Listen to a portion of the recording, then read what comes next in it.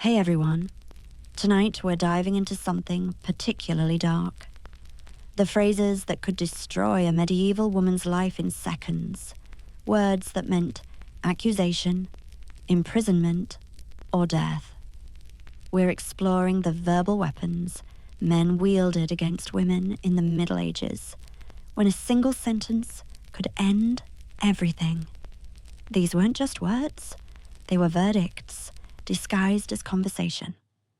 So before we begin, take a moment to like the video and subscribe if you enjoy these historical deep dives. Let me know in the comments where you're listening from and what time it is. Now dim those lights, get comfortable, and let's explore the terrifying power of medieval accusations, one horrifying phrase at a time. Because in the Middle Ages, words weren't just words. They were weapons. And women were always in the crosshairs. Imagine waking up in the year 1348. You're a woman, which means you're already starting life on nightmare difficulty. You have no rights, no voice, and no recourse when men decide your fate. And they will decide your fate, usually with a few carefully chosen words that transform your life from difficult to doomed. You might be a peasant, grinding grain at dawn, a merchant's wife counting coins, or even a noble lady in her tower. Doesn't matter. Your status offers no protection from the words that can destroy you, because in medieval Europe, a man's word literally was law, especially when that word was about you. Every morning, you wake knowing that today might be the day someone speaks your doom into existence. The church bells ring, calling everyone to mass, but they might as well be counting down to your next accusation. You dress carefully, making sure nothing about your appearance could invite criticism. Too much skin showing. Whore. Too covered up. Suspicious. Hair visible. Temptress. Hair completely hidden. What are you hiding? You've learned to walk the impossible tightrope of medieval womanhood, where every choice is wrong and every wrong choice could be your last. Your husband stirs beside you, and your body tenses automatically. What mood will he wake in? What words will he choose today? Because his words about you become truth, no matter how false they are. If he says you're barren, you're barren. If he says you're mad, you're mad. And if he says you're a witch, well, you better start praying, because those flames are already being lit. You step outside into the morning air, thick with wood smoke and human waste, the usual medieval perfume. But there's something else today. Whispers, glances. The blacksmith's wife turns away when she sees you. The baker crosses himself. Someone spoke words about you yesterday. You don't know what words yet, but you can feel them spreading through the village like plague. Words in the Middle Ages didn't need to be true. They just needed to be spoken by the right person, meaning any man with a grudge, a desire, or just a bad morning. And once those words were out there, floating in the medieval air like invisible nooses, they became your reality. The most terrifying part? You might not even know what's been said until the consequences arrive at your door. Maybe your neighbor covets your small garden. Maybe the priest noticed you missed confession. Maybe your husband's brother wants your dowry. Maybe you just looked at someone wrong on the wrong day. The reasons don't matter. What matters is that somewhere, a man is opening his mouth, and when he does, your life as you know it ends. You go about your morning chores, grinding grain until your arms ache, pretending everything's normal. But you know the truth that every medieval woman knew. You're always one accusation away from disaster. One word away from destruction. You're not living. You're just waiting for the words that will end you. Because in medieval Europe, words weren't just sounds. They were sentences, both kinds. And for women, they were almost always death sentences, just with varying methods of execution. Some words killed you quickly, with rope or fire. Others killed you slowly with shame, isolation, and starvation. But they all killed you in the end. That's what we're exploring tonight.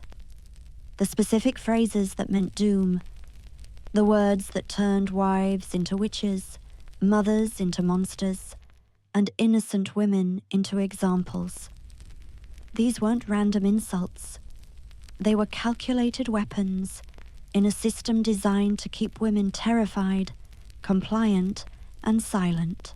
So settle in for a long journey through the darkest vocabulary of the Middle Ages, the dictionary of female destruction, one horrifying phrase at a time. Let's start with a word that killed more women than plague and childbirth combined. Witch. Just 5 letters that meant torture, trial, and death by fire. But here's the truly sick part. You didn't need to practice witchcraft to be called a witch. You just needed to exist as a woman in the wrong place at the wrong time. Your cow gives more milk than your neighbor's. Witch. Your herbs actually heal people. Witch. You're too pretty. Witch. Too ugly. Definitely witch. You rejected a man's advances. Witch. You accepted them. Also witch. The word witch was the medieval Swiss Army knife of female destruction. It could be deployed for any reason or no reason at all. Your neighbor's crops fail? Must be your evil eye. His wife miscarries. Your curse. His business struggles. Your deal with Satan. The beauty of the witch accusation was its complete unprovability. How do you prove you're not a witch? You can't.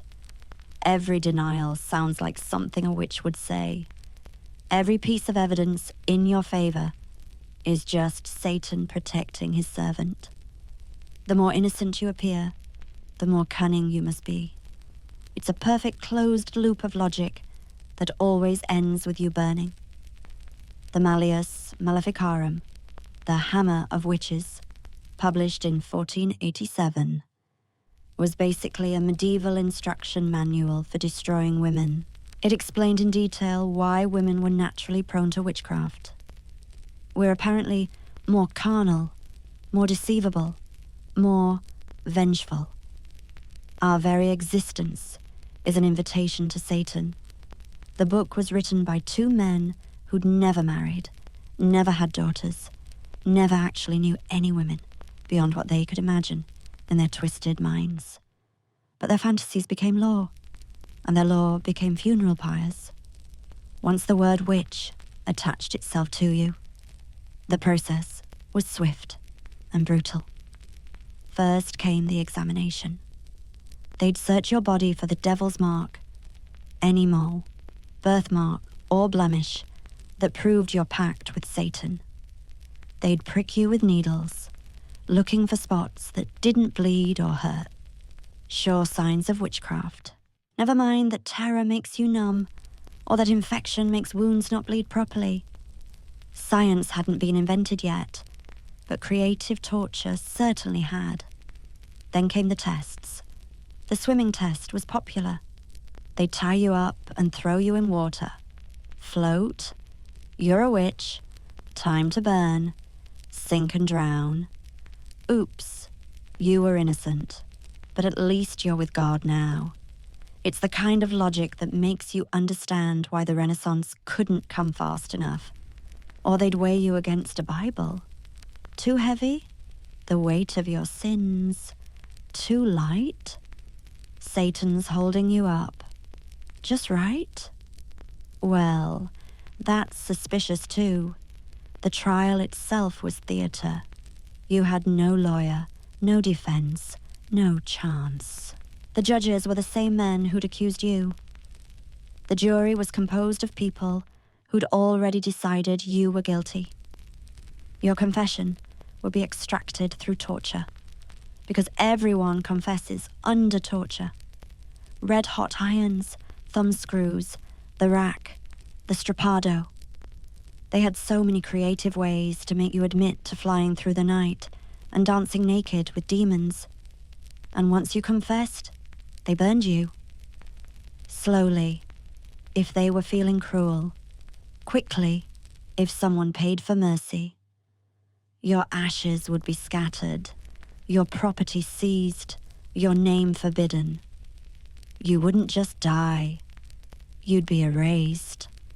All because someone spoke a 5-letter word, witch. The ultimate medieval woman eraser. But witch wasn't the only word that could destroy you. Let's talk about another favorite, adulteress. In medieval law, adultery was defined very specifically and very differently for men and women. For a man, adultery meant sleeping with another man's wife, violating his property rights. For a woman, adultery meant sleeping with anyone who wasn't your husband, violating your husband's exclusive ownership of your body. Notice the difference? Men could have mistresses, visit brothels, keep concubines. That wasn't adultery. That was just Tuesday. But a woman, one accusation of adultery, and your life was over. An accusation was all it took. Your husband didn't need proof. He just needed suspicion, or boredom, or a younger woman he'd rather marry. The word adulteress was often deployed strategically. Husband wants to remarry without returning your dowry. Adulteress. He's tired of you after 6 pregnancies ruined your body. Adulteress. You haven't produced a male heir? Must be punishment for your adultery. You produced too many children, and he can't afford them. Also, adultery somehow. The punishment for adultery varied by region, but none of them were pleasant. Public humiliation was the minimum. You'd be stripped naked, head shaved, and paraded through town while people threw rotten vegetables, and worse. The stocks, or pillory for days, where anyone could do anything to you. Your nose might be cut off, marking you forever as a whore. Some regions preferred branding, a nice hot iron to the forehead, so everyone would know what you were. Or maybe you'd be locked in a convent for life, which sounds peaceful, until you realize medieval convents were basically prisons with prayers. No visitors, no letters, no hope of release. Just decades of isolation and penance for a crime you probably didn't commit. If you were noble, the consequences were political. Your marriage would be annulled, your children declared bastards, your dowry forfeited. You'd lose your titles, your lands, your entire identity. Noble women who were accused of adultery often mysteriously died of sudden illnesses or unfortunate accidents, fell down the stairs, ate something bad. Such tragic coincidences. But here's the truly insidious part. The threat of being called adulteress kept women in horrific marriages. Your husband beats you? Better not leave, or you're an adulteress. He openly keeps mistresses. And don't complain, or you're clearly hiding your own adultery. He's diseased from brothel visits. Your wifely duty is to submit anyway, or you're committing adultery through refusal. The word adulteress wasn't just about sexual control. It was about complete control. It kept women trapped in abuse, silent about assault, and compliant in their own destruction. Because leaving, speaking up, or refusing meant risking that word. And that word meant losing everything: your children, your home, your life. Sometimes literally, because in some regions, adultery was punishable by death. Stoning, hanging, burning. Different methods, same result. A woman dead for the crime of supposedly touching another man or refusing to touch her husband. All it took was the word adulteress, spoken by any man who wanted you gone, and suddenly you were. Next, let's examine a word that seems milder, but was just as deadly. Barren. In the Middle Ages, a woman's primary value was her uterus. Your ability to produce heirs, specifically male heirs, determined everything about your life. If you couldn't breed, you were broken, defective, useless. And the word for that was barren. Barren meant you had no value, no purpose, no protection. Your husband could dissolve the marriage, throw you out, or lock you away. Your family wouldn't take you back because you were damaged goods. The church said you were cursed by God. Society said you were worthless. And everyone agreed you were probably a witch, because why else would God close your womb? The cruelty of calling a woman barren was that infertility was always blamed on the woman. Always. Your husband could be sterile, diseased, or impotent. Didn't matter. If no babies appeared, you were barren. He could be physically incapable of consummation, sleeping with other men, or just never home. Still your fault. Still barren. Medieval medicine had fascinating theories about barren women. Your womb was too hot or too cold, too wet or too dry. It had wandered around your body, as wombs apparently did, according to medieval physicians who'd never actually seen inside a human body. The cures were horrifying. Fumigation with sulfur smoke directed into your vagina. Pessaries of crocodile dung, yes, really. Bloodletting to balance your humors. Public prayer sessions where everyone prayed over your defective womb while you lay there exposed. Or they'd make you drink potions of mare's urine, ground beetles, and mercury. If the infertility didn't kill you, the cure certainly would. But the real cure everyone knew was pilgrimage. You'd travel hundreds of miles to touch holy relics that supposedly opened wombs. You'd crawl on your knees over stone floors until they bled, proving your devotion.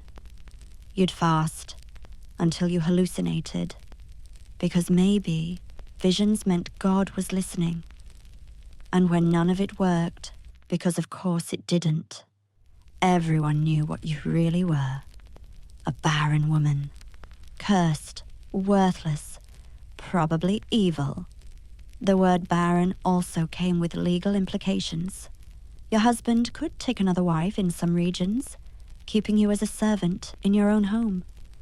You'd watch another woman bear his children, take your place, use your things. You'd raise her children knowing yours never came. You'd be called the barren wife, forever marked by what you couldn't do. Some barren women were sent to convents, discarded like broken tools. Others were kept as domestic slaves, unpaid laborers in homes that were once theirs. The lucky ones died young from the various cures. The unlucky ones lived decades, being called barren every single day. And here's the darkest irony. Many barren women probably weren't infertile at all. Malnutrition, disease, and constant physical abuse can prevent pregnancy. The stress of medieval life, the multiple miscarriages from poor medical care, the infections from childbirth gone wrong, all labeled as barren. Your husband's syphilis making you miscarry? You're barren. The lead powder in your makeup causing stillbirths? Barren. The fact that you're 12 years old and your body isn't ready? Still barren. But the word stuck. Barren, empty, worthless, failed. It followed you everywhere, whispered in churches, shouted in arguments, carved into your gravestone. Barren wife. That's all you'd ever be. Even if you did everything else right, raised stepchildren, managed estates, showed perfect virtue, one word, negated it all. Barren. A woman who couldn't fulfill her one divine purpose. Breeding. Now let's talk about a word that might surprise you with its destructive power. Disobedient. Sounds almost quaint now, doesn't it? Like something you'd say about a misbehaving dog. But in medieval times, calling a woman disobedient was calling her fundamentally broken, dangerous, and in need of violent correction. Disobedience in a wife was considered not just a personal failing, but a crime against God's natural order. The marriage vows said, obey, and that wasn't a suggestion. It was law, both earthly and divine. A disobedient wife was rebelling against her husband, her Lord, and God himself. The correction for disobedience was beating, and I don't mean a light slap. Medieval law specifically allowed husbands to beat their wives for disobedience, with rods no thicker than their thumb, hence the phrase, rule of thumb. How generous of them to regulate the size of the beating stick. But disobedience could mean anything. Talking back? Disobedient? Not smiling enough? Disobedient. Crying after he beats you? Very disobedient. Suggesting maybe he shouldn't spend all the money on ale? Extremely disobedient. Protecting your children from his rage? Unforgivably disobedient. The word disobedient justified any abuse, any violence, any punishment a husband wanted to inflict. And if beating didn't cure your disobedience, there were other methods. The scold's bridle, an iron mask that locked around your head with a piece that pressed down on your tongue, preventing speech. You'd be paraded through town wearing it, a warning to other disobedient wives. Or the ducking stool, where you'd be strapped to a chair and repeatedly plunged into freezing water until you nearly drowned. Each dunk lasting longer until you promised obedience or died trying. The gossip's bridle was another favorite, specifically for women who spoke against their husbands. Metal bars caging your head, a spike pressing into your tongue, sometimes with bells attached, so everyone would hear you coming and know you were a disobedient wife who couldn't keep her mouth shut. You might wear it for days, unable to eat or drink properly, your tongue swelling, infected, sometimes permanently damaged. Public humiliation was part of the punishment for disobedience. You'd be forced to stand in the village square wearing signs describing your disobedience. The whole community would participate in your correction, throwing things, spitting, ensuring you understood your place. And if none of that worked, if you remained disobedient, well, chronic disobedience was clearly possession or madness. Time for the asylum, which in medieval times meant being chained to a wall in your own home or locked in a church crypt until you died or became obedient, whichever came first. The truly insidious thing about the word disobedient was how it isolated women. Other women couldn't support you without being labeled disobedient themselves. Your own family would side with your husband because a disobedient wife brought shame on everyone. The church would preach about your sin from the pulpit. You were alone with your disobedience and his fists. Let's discuss another phrase that meant doom. She tempted me. 3 words that shifted all responsibility for men's actions onto women. If a man raped you, you tempted him. If he had impure thoughts, you caused them. If he sinned in any way involving you, it was because you tempted him.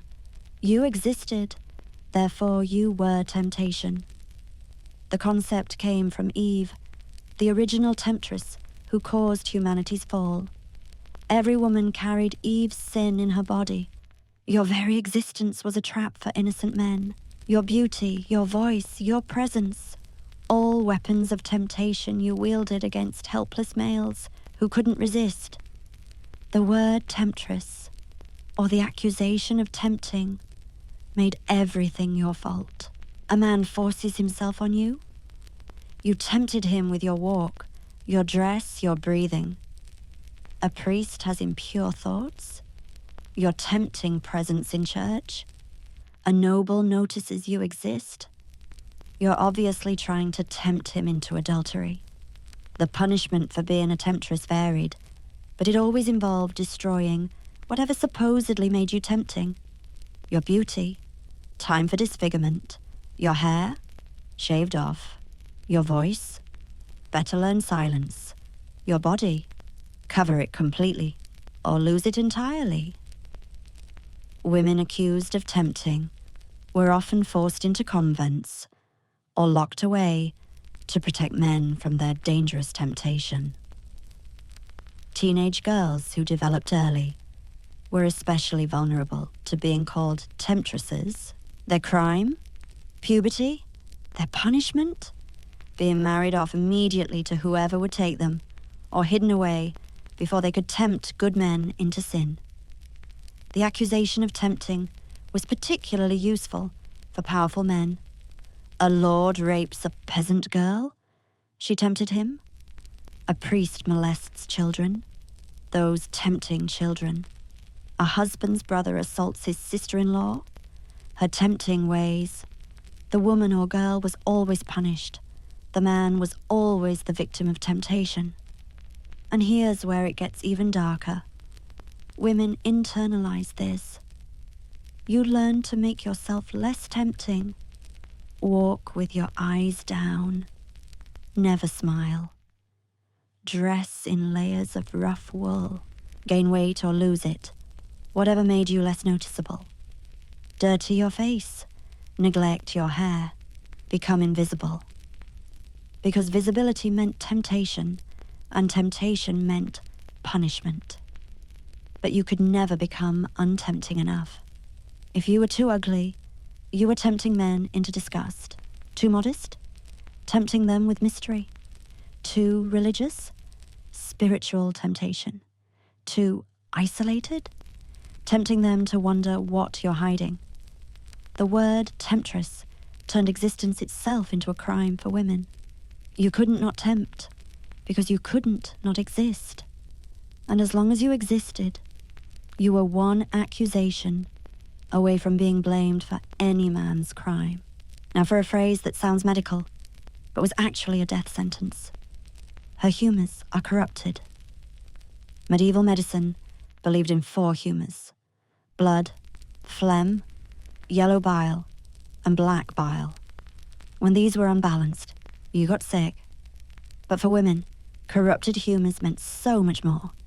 It meant you were hysterical, mad, possibly possessed.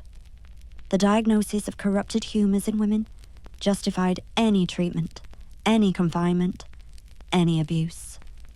Your husband could have you locked away. Your family could disown you. The church could attempt exorcism. All because someone decided your humors were off.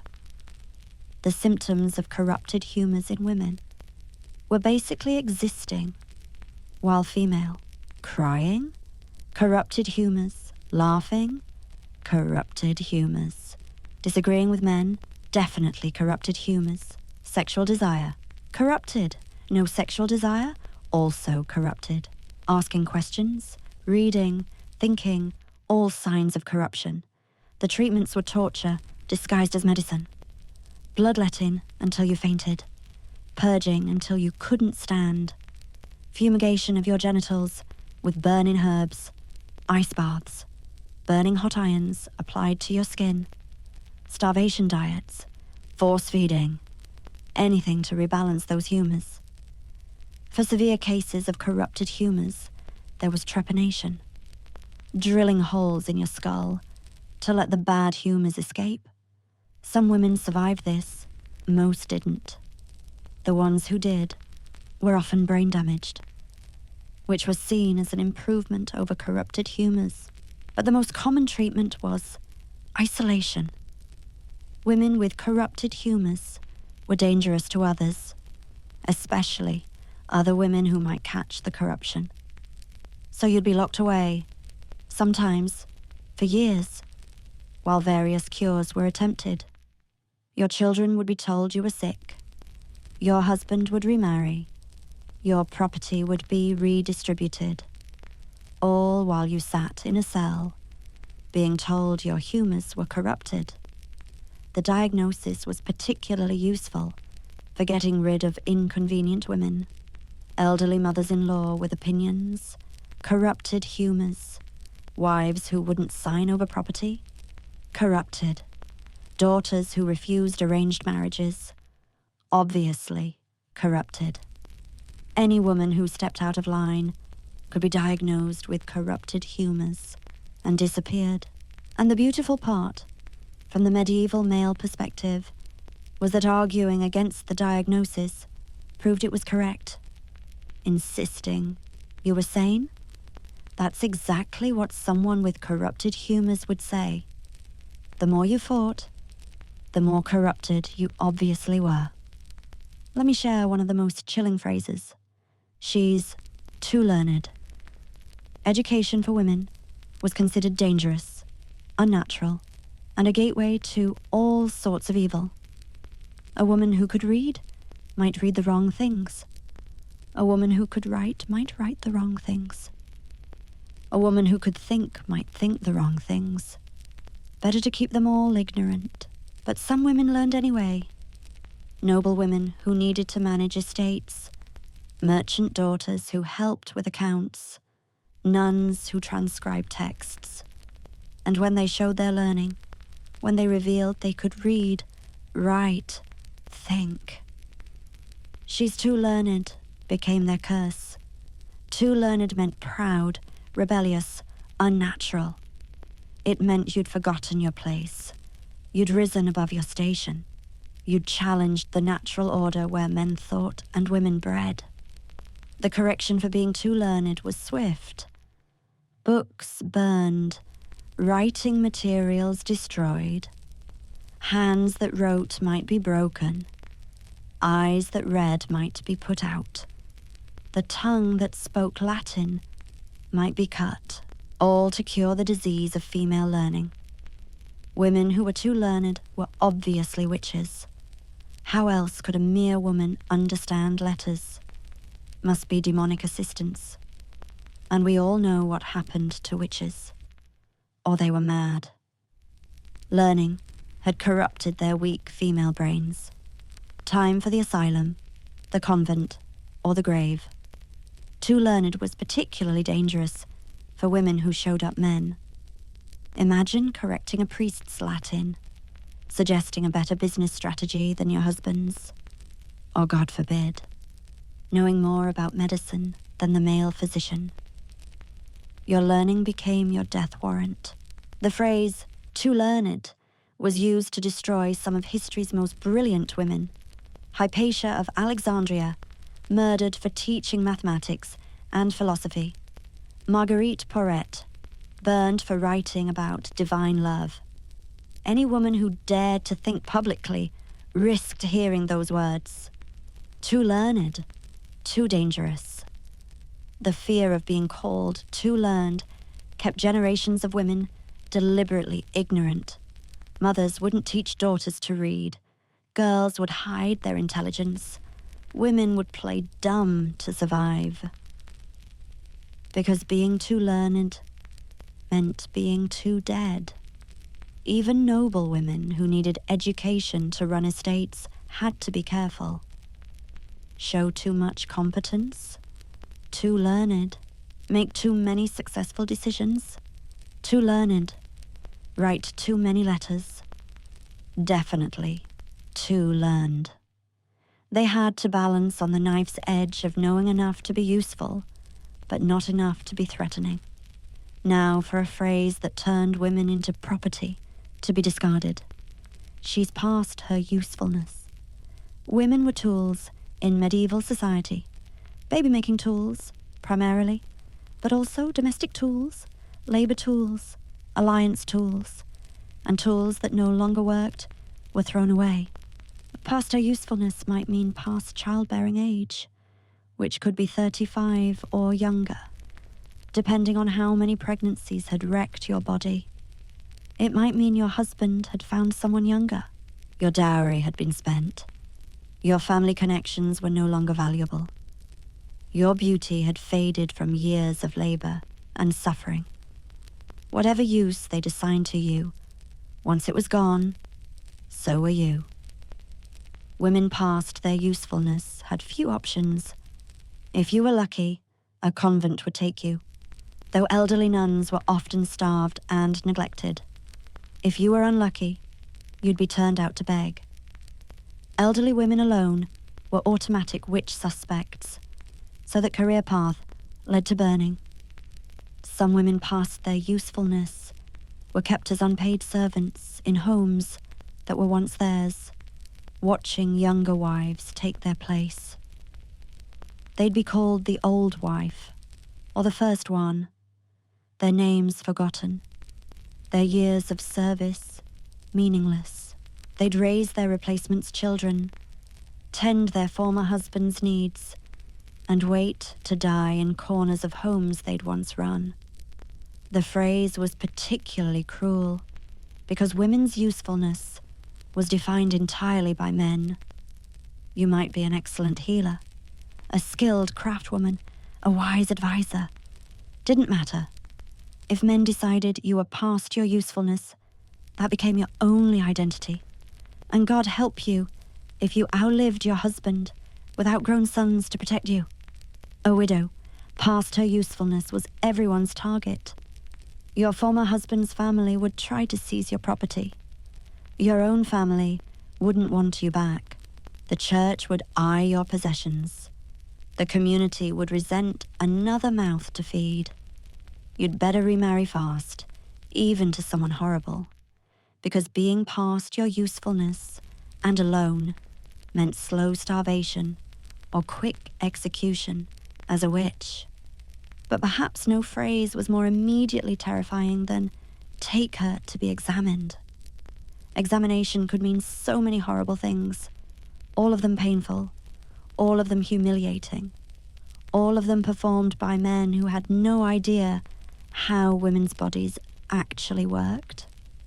Maybe it was a virginity examination, where male physicians would probe your genitals, looking for an intact hymen, because apparently that was the only proof of virtue. Never mind that hymens can break from riding, working, or just existing. Never mind that some women are born without them. Never mind that these examinations were often just rape with witnesses. Your virginity, or lack thereof, would be announced publicly. Or maybe it was an examination for witchcraft. Every inch of your body searched for the devil's mark. Strange men's hands all over you, looking for spots that didn't feel pain when pricked with needles. They'd shave your entire body, even your head, because apparently Satan liked to hide marks in hair. You'd stand naked while they catalogued every mole, every birthmark, every scar from years of labor, or perhaps an examination for adultery. They'd inspect your genitals for signs of recent activity, as if they could tell the difference between marital rape and supposed adultery. They'd check for diseases your husband probably gave you, but would be blamed on your cheating. They'd look for pregnancy that couldn't be your husband's, though how they'd know was anyone's guess. The examination for corrupted humors was particularly invasive. They'd inspect your urine, your feces, your menstrual blood, if you were unlucky enough to be menstruating. They'd put their fingers inside you to feel your womb, which apparently wandered around your body, causing hysteria. They'd check your breasts, your throat, anything they wanted, really. And refusing examination? That was admission of guilt. Only someone with something to hide would refuse to be examined. So you submitted, standing naked while strange men decided your fate based on their understanding of female anatomy, which was basically nothing mixed with superstition. The examination was punishment in itself. The humiliation, the violation, the complete loss of bodily autonomy. Many women killed themselves rather than be examined. Others went mad from the trauma.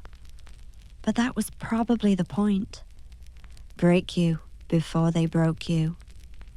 The results of examination were always predetermined. If they wanted to find you guilty, they would. That mole? Devil's mark? That scar? Evidence of rough adultery? That birthmark? Sign of corruption. Your hymen's intact. You're a witch who can repair it with magic. It's not? You're a whore. There was no winning an examination, only different degrees of losing. Here's a phrase that meant immediate imprisonment or death. She refuses to submit. Submission was the foundation of medieval womanhood. Submit to your father, your husband, your sons, your priest, basically any male who crossed your path. Refusing to submit wasn't just disobedience, it was revolution. And revolution was punished with extreme prejudice. Refusing to submit could mean anything. Refusing sex with your husband, even if you were bleeding, sick, or just gave birth. Refusing to sign over property. Refusing an arranged marriage. Refusing to be silent. Refusing to be beaten without complaint. Refusing to give up your children. Every refusal was noted, catalogued, punished. The punishment for refusing to submit started with beating, standard correction for any wife who forgot her place. Then escalated to public humiliation, the stocks, the pillory, the ducking stool. Then confinement, locked in a room, a cellar, a convent. Then examination for madness or possession, because only a mad or possessed woman would refuse to submit. And finally, if you still refused, death. By hanging if you were lucky, by burning if you weren't, because a woman who refused to submit was a cancer that might spread to other women. The phrase was particularly effective because it made resistance itself a crime. You couldn't fight back without refusing to submit. You couldn't protect yourself without refusing to submit. You couldn't maintain any dignity or autonomy without refusing to submit. So most women learnt never to refuse, at least not openly. They submitted to survive, even when submission meant death, by degrees. But some women did refuse, and their refusal was magnificent before it was fatal. They refused forced marriages, refused to sign away property, refused to be silent about abuse. They knew what refusing meant, and they refused anyway. Their names are mostly lost, burned with their bodies, but their refusal echoed through history. Now let's examine a phrase that weaponized women against each other. She's a gossip. Gossip wasn't just idle chatter in medieval times. It was a crime, specifically a female crime. Men could spread news, share information, discuss business. Women who did the same were gossips, and gossips were dangerous. The word gossip originally meant godparent, someone trusted with important family matters. But it morphed into an insult, specifically for women who spoke to each other, because women talking to women sharing information, supporting each other. That threatened male control. So gossip became criminal. The punishment for being a gossip started with the scold's bridle, that metal cage that pierced your tongue, then public humiliation, standing in the square while people threw things, then the ducking stool, nearly drowning you into silence. If you persisted in gossiping, well, chronic gossips were obviously witches spreading evil through whisper networks. The fear of being called a gossip isolated women from each other. You couldn't share your husband's abuse without being a gossip. Couldn't warn others about dangerous men without gossiping. Couldn't seek advice, comfort, or solidarity without risking punishment. The anti-gossip laws were specifically designed to prevent women from organizing, from supporting each other, from building networks of resistance. Every conversation between women became dangerous. Your neighbor asks about your bruises. Better not gossip. Your sister needs advice about her violent husband. Can't risk being called a gossip. Your friend is being accused of witchcraft. Speaking in her defense would be gossiping. The brilliant cruelty was that it turned women into enforcers of their own isolation. You'd report other women for gossiping to prove you weren't one. You'd avoid female friendships to avoid suspicion. You'd remain silent about your own suffering and theirs to escape the label. Men could gather in taverns, guilds, churches, discussing whatever they wanted. But 2 women talking at the well? Gossips. 3 women at market? A gossip ring. 4 women anywhere. Probably a witch's coven. The word gossip turned female solidarity into a crime, making women easier to control, abuse, and destroy, because isolated women couldn't protect each other. Let's discuss a phrase that ended marriages and lives. She's cold in bed. A woman's sexual response was paradoxical in medieval times. Too interested in sex? Obviously a whore. Not interested enough? Frigid, unnatural, probably a witch. The phrase cold in bed was grounds for annulment, abandonment, or worse. But here's the thing about medieval sex. Women had no right to consent or refuse. Marriage meant unlimited access to your body. So being cold in bed meant not being enthusiastic about what was essentially legal rape. You're exhausted from 16 hours of labor? Too bad. Don't be cold. You're recovering from childbirth? Better warm up fast. You're in pain from his beatings? That's no excuse for coldness. Being cold in bed was seen as rebellion, witchcraft, or evidence you were getting satisfaction elsewhere. Because obviously, the only reason a woman wouldn't want sex with her husband was if she was having it with someone else, or with Satan. The cure for being cold was varied and horrible. Beatings to warm you up, public humiliation to shame you into compliance, examinations to check for physical abnormalities, potions made from Spanish fly that caused painful arousal, and sometimes death. Or they decide your coldness was caused by witchcraft. Either you were a witch or bewitched. Either way, the solution involved torture, trials, and usually fire. Some husbands would invite priests to pray over their cold wives, which meant strange men in your bedroom, commanding demons to leave your vagina. Others would force aphrodisiacs, basically poisons that cause fever, hallucinations, and sometimes arousal-like symptoms, before killing you. The accusation of being cold in bed justified marital rape, because forcing a cold wife was seen as a husband's duty. He was helping you overcome your unnatural coldness. The violence was medicine. The rape was healing. And if you remained cold, despite his efforts, well, that proved you were beyond help.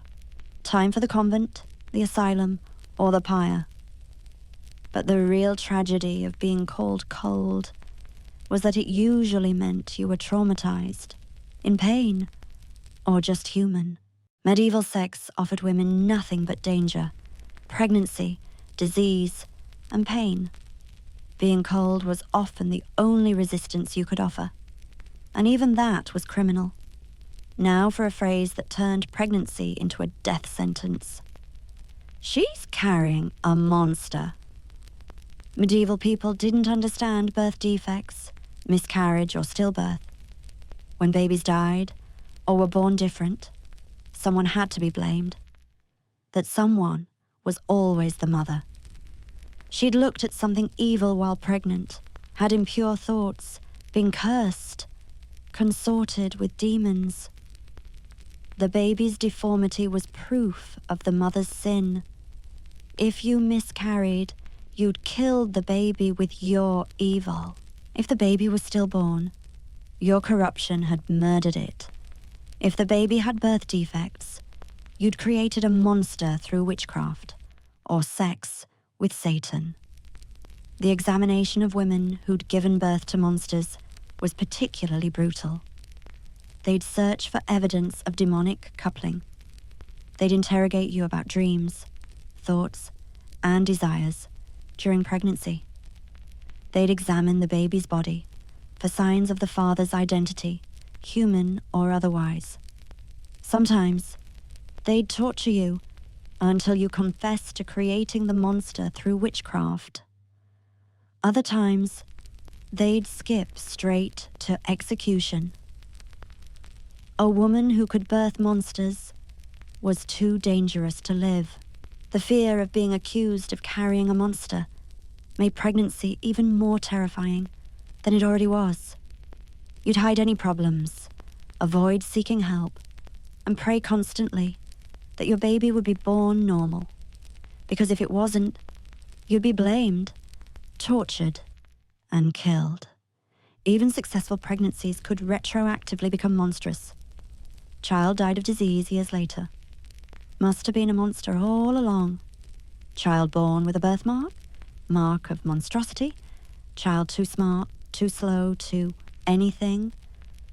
Monster, and you created it. The accusation followed women forever. One problematic pregnancy meant every future pregnancy was suspect. Your other children would be watched for signs of monstrosity. Your husband might abandon you rather than risk more monsters. Your community would whisper about the monster bearer in their midst. Some women were forced to undergo cleansing rituals, exorcisms while pregnant to prevent monsters. These often caused miscarriage, which then proved you were carrying a monster. It was another perfect trap. No way to prove innocence, only different paths to guilt. Let's examine a word that turned any woman into a target. Harlot. Unlike adulteress, which required at least the pretense of marriage, harlot could be applied to any woman who existed in public space. Walking alone, harlot. Working in a tavern, harlot. Selling goods at market, harlot. Surviving without a male guardian, definitely harlot. The word harlot was specifically useful because it required no proof, no specific accusation, just the suggestion that you were sexually available. And in medieval logic, any woman without clear male ownership was sexually available.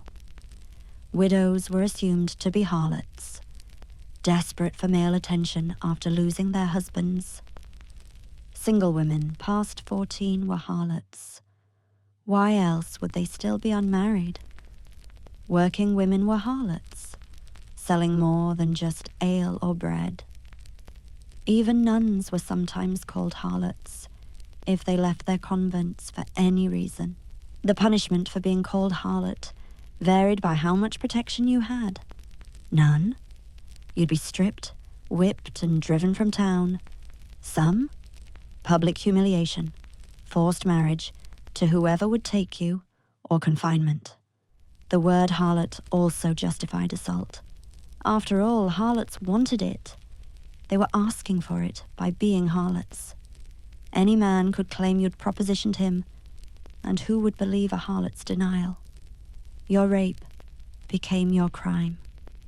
Your assault became your advertisement. The economic implications were devastating. No one would employ a harlot, except in actual prostitution. No one would marry a harlot except men so desperate or cruel no one else would have them. No one would rent to a harlot, sell to a harlot, or help a harlot. The word created its own reality. Called a harlot, you'd lose legitimate work, legitimate housing, legitimate existence. Eventually, prostitution might be your only option, proving everyone right. You were a harlot all along. The word followed you everywhere. Move to a new town, someone would whisper about the harlot. Try to start over? Your past as a supposed harlot would find you. Attempt respectability. Harlots can't become respectable. Even death didn't end it. Harlots were buried in unconsecrated ground, denied proper funerals, erased from family records. Your children would carry the shame of having a harlot mother. Your name would become a cautionary tale, whispered to young girls, about what happens to women who allow themselves to be called harlot. Speaking of economic destruction, let's examine She's Wasteful. In a world where resources were scarce and survival marginal, being called wasteful was serious. But for women, wasteful meant something specific. You weren't managing your husband's property correctly. You were spending his money, using his goods, depleting his wealth. Never mind that you'd brought a dowry. Never mind that your labor created most of the household's value. Never mind that your management kept everyone fed. If he decided you were wasteful, you were. The evidence of wastefulness could be anything. Giving food to beggars? Wasteful. Buying your children shoes? Wasteful. Using too many candles? Wasteful. Not producing enough from the resources given? Wasteful. The punishment for wastefulness was losing control of household management. Your husband or his mother would take over. You'd become a servant in your own home, watching others make decisions about resources you'd carefully managed for years. Or you might be beaten for wastefulness, because clearly pain would teach you economy. Your rations might be reduced to teach you the value of resources. You'd get 1 meal a day while watching your family eat 3. You'd wear rags while your replacement got new clothes. Some women were divorced for wastefulness, though they'd forfeit their dowries despite the waste being fabricated. Others were sent to convents to learn proper economy through starvation and prayer. The accusation of wastefulness was particularly useful when husbands had gambling debts, failed businesses, or expensive mistresses. Blame the wife's wastefulness, and suddenly your poverty was her fault. The community would nod knowingly. Wasteful women destroyed good men's fortunes all the time. Your protests would be dismissed. Of course, a wasteful woman would deny being wasteful. The more you'd actually economized, scrimped, saved, and sacrificed, the more insulting the accusation. But that was the point. Take credit for your labor, while blaming you for any failure. Now for a phrase that turned grief into crime. She mourns too much. Medieval society had very specific rules about mourning, especially for women. Too little mourning meant you were cold, unnatural, possibly guilty of causing the death. Too much mourning meant you were excessive, hysterical, possibly possessed. The acceptable window was narrow and constantly moving. When your child died, and many did, you were expected to mourn, but not too much. Excessive grief suggested you loved your child more than God. You were questioning his will. Your tears were rebellion against divine plan. Better to suffer silently. Maybe a few dignified tears at the funeral. But if you wailed, tore your clothes, or showed real anguish, you mourned too much. The correction for mourning too much was harsh. Isolation, because your excessive grief might infect others. Punishment, because your mourning was prideful. Prayer and fasting, because clearly you needed spiritual correction. Some women who mourned too much were diagnosed with corrupted humors and subjected to medical torture. Others were accused of witchcraft, their grief evidence of unnatural attachment or demonic influence. The phrase was particularly cruel when applied to mothers who'd lost multiple children. Each death was supposed to hurt less, not more. You were supposed to become resigned to God's will, not broken by accumulated losses. But how do you not mourn too much when you've buried 3, 4, 5 children? How do you show acceptable grief when your heart is destroyed? You learn to hide it, cry silently at night, scream into pillows, bite your tongue bloody during funerals, because mourning too much meant losing the children still alive when you were declared mad, possessed, or unfit. Women who mourned too much for husbands faced different accusations. Clearly, you'd loved him carnally, not spiritually. Your excessive grief proved excessive attachment, probably sexual. You were mourning the loss of physical pleasure, not spiritual partnership. Disgusting. Widows who mourned too much were suspected of guilt. Why such extreme grief, unless you'd caused his death through poison, witchcraft, or neglect? Your tears were confession, not sorrow. Better to dry them quickly and remarry to prove your innocence. But mourning too little was equally dangerous. It suggested coldness, unnaturalness, possible murder. You had to perform grief perfectly, neither too much nor too little, for exactly the right duration. And that duration was decided by men who'd never carried children, never nursed them through sickness, never held them while they died. Let's examine a phrase that turned charity into crime. She gives sanctuary. Christian duty demanded giving sanctuary to those in need, unless you were a woman. Then giving sanctuary became harboring criminals, hiding fugitives, or protecting evil. Women who gave sanctuary to anyone, runaway servants, abused wives, scared children, were accused of undermining law and order. You're helping a beaten servant girl? You're encouraging rebellion, hiding an abused wife. You're destroying marriage, protecting children from violent fathers. You're breaking divine patriarchy. The punishment for giving sanctuary was severe. Harboring a runaway servant was theft from their master. Hiding an abused wife was enabling adultery. Protecting children was kidnapping. All potentially capital crimes. Your own family would be punished too. Your husband beaten or fined for not controlling you. Your children taken away because clearly you're a dangerous influence.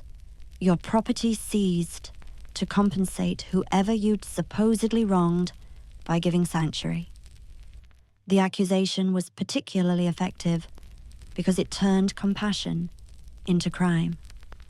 Women's natural sympathy for other suffering women became evidence of criminality. Your mercy became rebellion. Your kindness became witchcraft. Some women were burned for giving sanctuary to accused witches. Others were tortured for hiding refugees. Many were imprisoned for protecting abused women. The message was clear. Women shouldn't help women.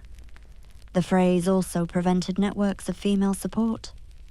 If giving sanctuary was criminal, women couldn't protect each other. Abuse victims had nowhere to run. Vulnerable women had no refuge. Everyone was alone with their suffering. Churches could give sanctuary. Male religious orders could protect fugitives. But a woman opening her door to another woman in need? Criminal, dangerous, punishable by death. It was another tool to keep women isolated, vulnerable, and unable to organize resistance. Because women who could give each other sanctuary might realize they didn't need male protection, and that realization would destroy medieval society. Now let's discuss a phrase that turned prayer itself into danger. She prays strangely. Medieval Christianity was extremely specific about proper prayer, especially for women. The wrong words, posture, or passion could transform devotion into heresy. Women who prayed too fervently were clearly possessed or hysterical. Too quietly, obviously, praying to Satan, in Latin, suspiciously educated, in vernacular, theologically ignorant, too often, pridefully trying to seem holy. Not enough, spiritually negligent. The accusation of praying strangely was perfect, because prayer was mandatory, but also constantly scrutinized. You had to pray publicly to prove your faith, but any deviation from accepted practice was dangerous. Maybe you swayed while praying, clearly Jewish influence or demonic possession. Maybe you closed your eyes too tightly, obviously hiding something. Maybe you whispered, secretive and suspicious. Maybe you smiled, showing improper joy. Strange prayer was evidence of heresy, and heresy meant burning.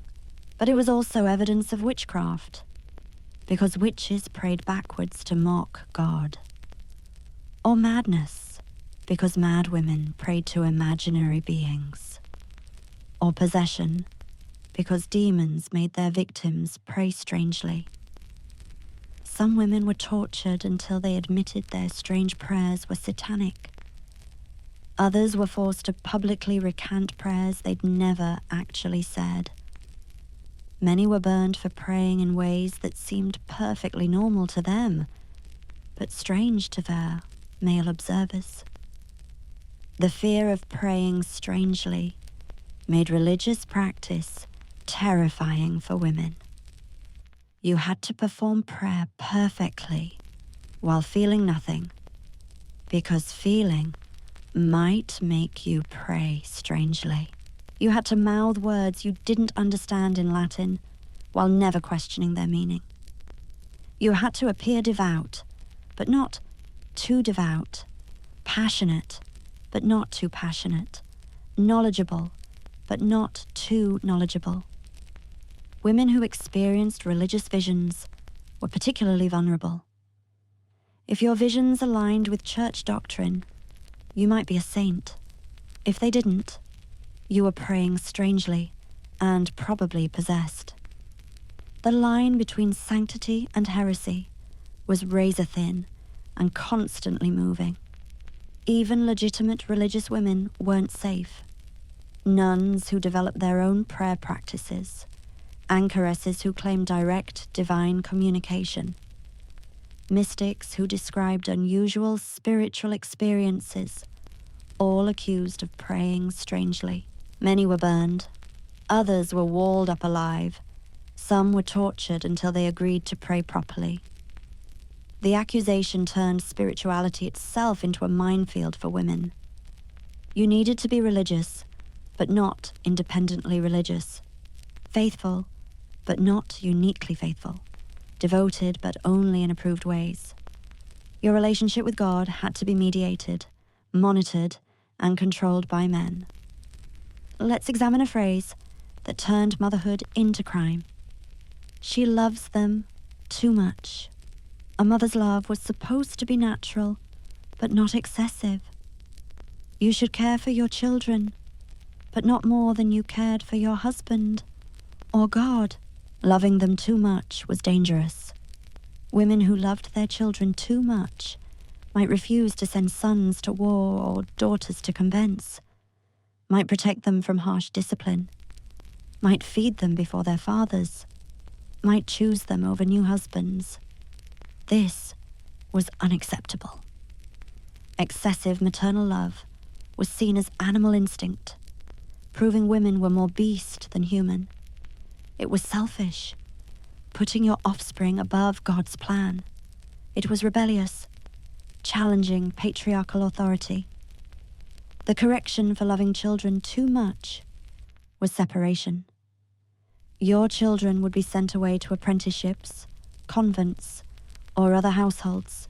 You'd be forbidden from seeing them, writing to them, or knowing their fate. This was for their own good, to break the unnatural attachment. Some women who loved too much were declared mad and confined. Others were beaten until they showed proper detachment. Many were forced to watch their children punished for their mother's excessive love. The accusation was particularly cruel when children died. If you loved them too much, their death was God's punishment for your excessive attachment. Your grief proved your guilt. You'd loved them more than God, so he took them away.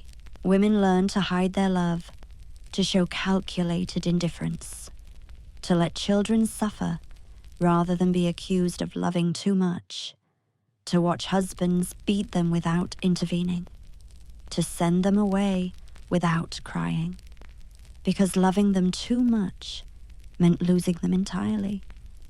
The phrase turned maternal instinct into pathology. Natural protection became unnatural obsession. The fierce love that made women fight for their children became evidence of corruption. And once accused of loving too much, you'd be watched forever. Every interaction with your children scrutinized, every gesture of affection noted, every attempt to protect them seen as proof you still loved too much. Now for a phrase that turned suffering into sin. She complains of pain. Pain was women's inheritance from Eve. Childbirth pain, particularly, was divine punishment for original sin. Complaining about it was complaining about God's judgment. Women who complained of pain were weak, faithless, possibly possessed. Pain was supposed to be endured silently, joyfully even, as proper penance for feminine sin. Your suffering was sanctifying. Your agony was purifying.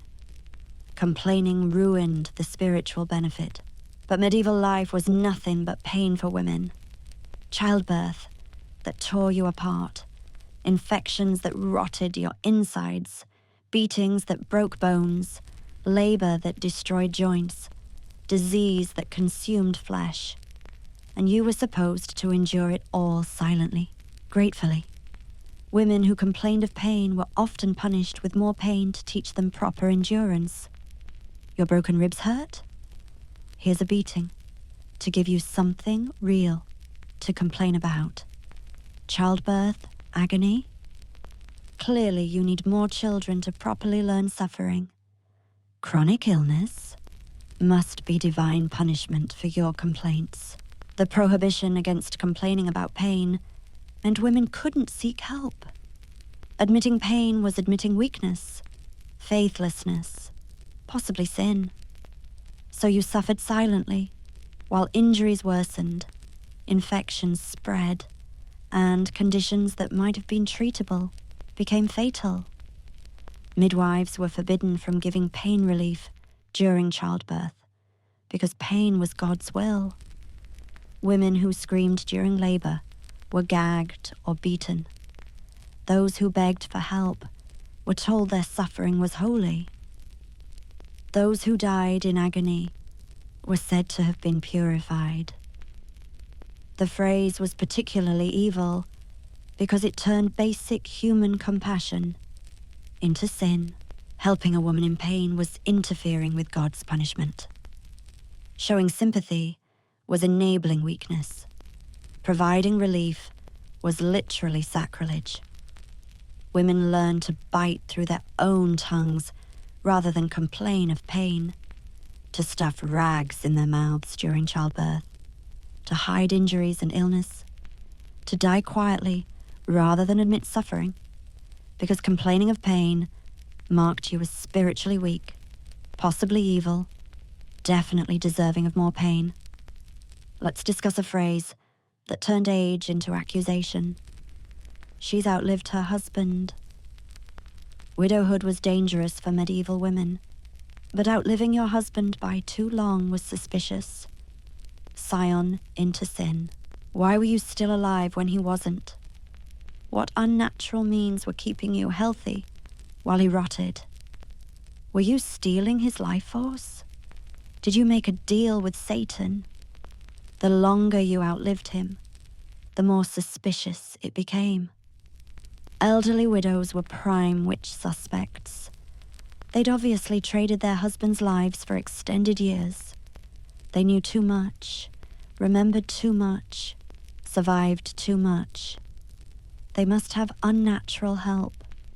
The accusation was particularly cruel because medieval widowhood was already precarious. Without a husband's protection, you were vulnerable to everyone. His family wanting your property, your family wanting you gone, the church wanting your tithes, the community wanting you dead. But surviving too long made you guilty of that survival. You should have died of grief, poverty, or vulnerability. Living proved evil. Women who outlived husbands by decades faced constant suspicion. Every year alive was another year of supposed witchcraft. Every grey hair, evidence of stolen time. Every moment of health, proof of demonic bargains. Some elderly widows were tested by ordeal to prove they weren't using witchcraft to survive. Others were tortured until they confessed to murdering husbands decades ago. Many were burned simply for the crime of not dying when expected. The fear of outliving husbands too long made some widows deliberately harm themselves. Stop eating to appear properly grief-stricken. Neglect illness to avoid seeming too healthy. Some even killed themselves rather than face accusations that would come with survival. Because outliving your husband meant questions. How do you still have money? Witchcraft or prostitution? How do you stay healthy? Dark magic or demonic pacts? How do you manage alone? Obviously, you're not alone. Satan is helping. The phrase turned longevity into liability, survival into suspicion. The simple act of not dying became evidence of evil, and for women who'd spent decades serving husbands, raising children, and managing households, the reward for all that labor was accusation, suspicion, and death, just for living. Now let's examine a phrase that weaponized women's own bodies against them. Her monthly blood is corrupted. Menstruation in medieval times was considered deeply unclean, possibly evil. The church taught that menstrual blood was poisonous, capable of killing plants, souring wine, and driving men mad. But corrupted monthly blood was worse. It was evidence of disease, sin, or demonic influence. Women with irregular periods were obviously cursed. Too heavy, your sins were pouring out. Too light? You were withholding, probably hiding pregnancy. Too painful. Divine punishment. Not painful enough? Unnatural and suspicious. Missed periods without pregnancy were proof of witchcraft. Either you were using magic to stop conception, or hiding supernatural pregnancy. Starting menstruation too young or too old was equally damning. The examination of corrupted monthly blood was grotesque. Male physicians, who'd never menstruated, would inspect your blood for signs of corruption. Too dark? Evil. Too bright? Unnatural. Clots? Demon spawn. No clots? Suspicious thinness. They'd make you collect it in vessels for inspection, smell it for sulfur that meant Satan, test it on plants to see if it killed them, force you to pray over it for purification. Women with corrupted monthly blood were often quarantined during menstruation, locked away from family, forbidden from touching food others would eat, banned from church. Some were subjected to purification rituals, fumigation with burning herbs, bloodletting to release the corruption, forced fasting to starve out the evil. The diagnosis was particularly useful for getting rid of inconvenient women. Wife not getting pregnant? Corrupted monthly blood. Daughter refusing marriage. Corrupted blood proves she's unsuitable. Mother-in-law having opinions. Her corrupted blood is affecting everyone. The fear of having corrupted monthly blood made menstruation even more terrifying and shameful than it already was. Women would hide their periods, use dangerous methods to regulate them, and suffer through pain and hemorrhaging, rather than admit problems. Because corrupted monthly blood meant you were corrupted. Your very femaleness was diseased, evil, dangerous, and that corruption could spread to others through your cursed blood, making you a walking contamination to be isolated, punished, or eliminated. Let's examine a phrase that turned independence into insanity. She lives alone. A woman living alone was an impossibility in medieval minds. Women needed male guardianship from birth to death, father, husband, son, or church. A woman alone was either a prostitute or a witch. There was no third option. The phrase, "she lives alone," was an accusation, not an observation. It meant you'd rejected natural order. You were refusing male authority. You were obviously up to something evil in that unguarded space. No one could watch you, control you, or know what you were doing. Terrifying. Women who lived alone were immediately suspected of everything. Witchcraft, because you needed privacy for spells. Prostitution, because why else would you need your own space? Heresy, because you weren't under proper spiritual guidance. Madness, because no sane woman would choose solitude. The investigation of women living alone was thorough. Neighbors would be questioned about strange sounds, smells, or visitors. Your home would be searched for evidence of witchcraft, prostitution, or other crimes. Your every movement would be watched. Any deviation from absolute propriety confirmed suspicions, even if you were elderly, widowed, and just trying to survive in the home you'd lived in for 40 years. Living alone meant you were fair game for any accusation. Crops failed. The woman living alone cursed them. Children got sick. She gave them the evil eye. Men had impure thoughts. She was sending demonic temptation from her solo lair. The economic reality that forced women to live alone was ignored. Maybe your husband died, and you had no sons. Maybe your family disowned you. Maybe you were the only plague survivor in your household. Didn't matter. Living alone was chosen evil, not circumstantial survival. The solution was forced cohabitation. Move in with male relatives who didn't want you. Marry anyone who'd take you. Enter a convent. Or die, because death was preferable to the scandal of a woman living alone. Some women who lived alone were literally walled up in their homes, becoming involuntary anchoresses. Others were driven from town to town, never allowed to settle. Many were burned as witches for the crime of solitary existence. The phrase made female independence impossible. You couldn't own property alone, run a business alone, make decisions alone, or exist alone. Every moment of your life had to be supervised by men. Because a woman alone was a woman thinking, choosing, living for herself. And that was the most dangerous witchcraft of all. Now for a phrase that turned knowledge into necromancy. She knows herbs. Herbal medicine was often the only medicine available to medieval peasants. Women were the primary healers, knowing which plants eased pain, stopped bleeding, and prevented infection. But that knowledge was dangerous, too dangerous for women to possess.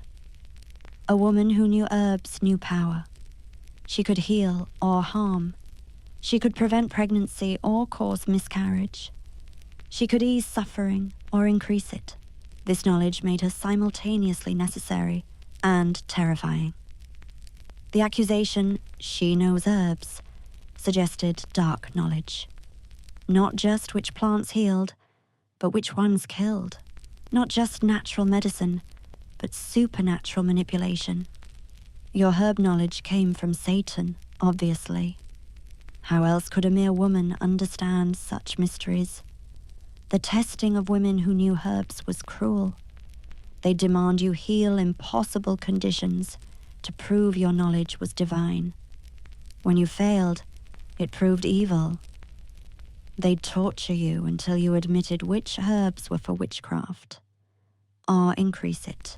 They'd force you to reveal every woman you'd taught or learned from, expanding the web of accusation.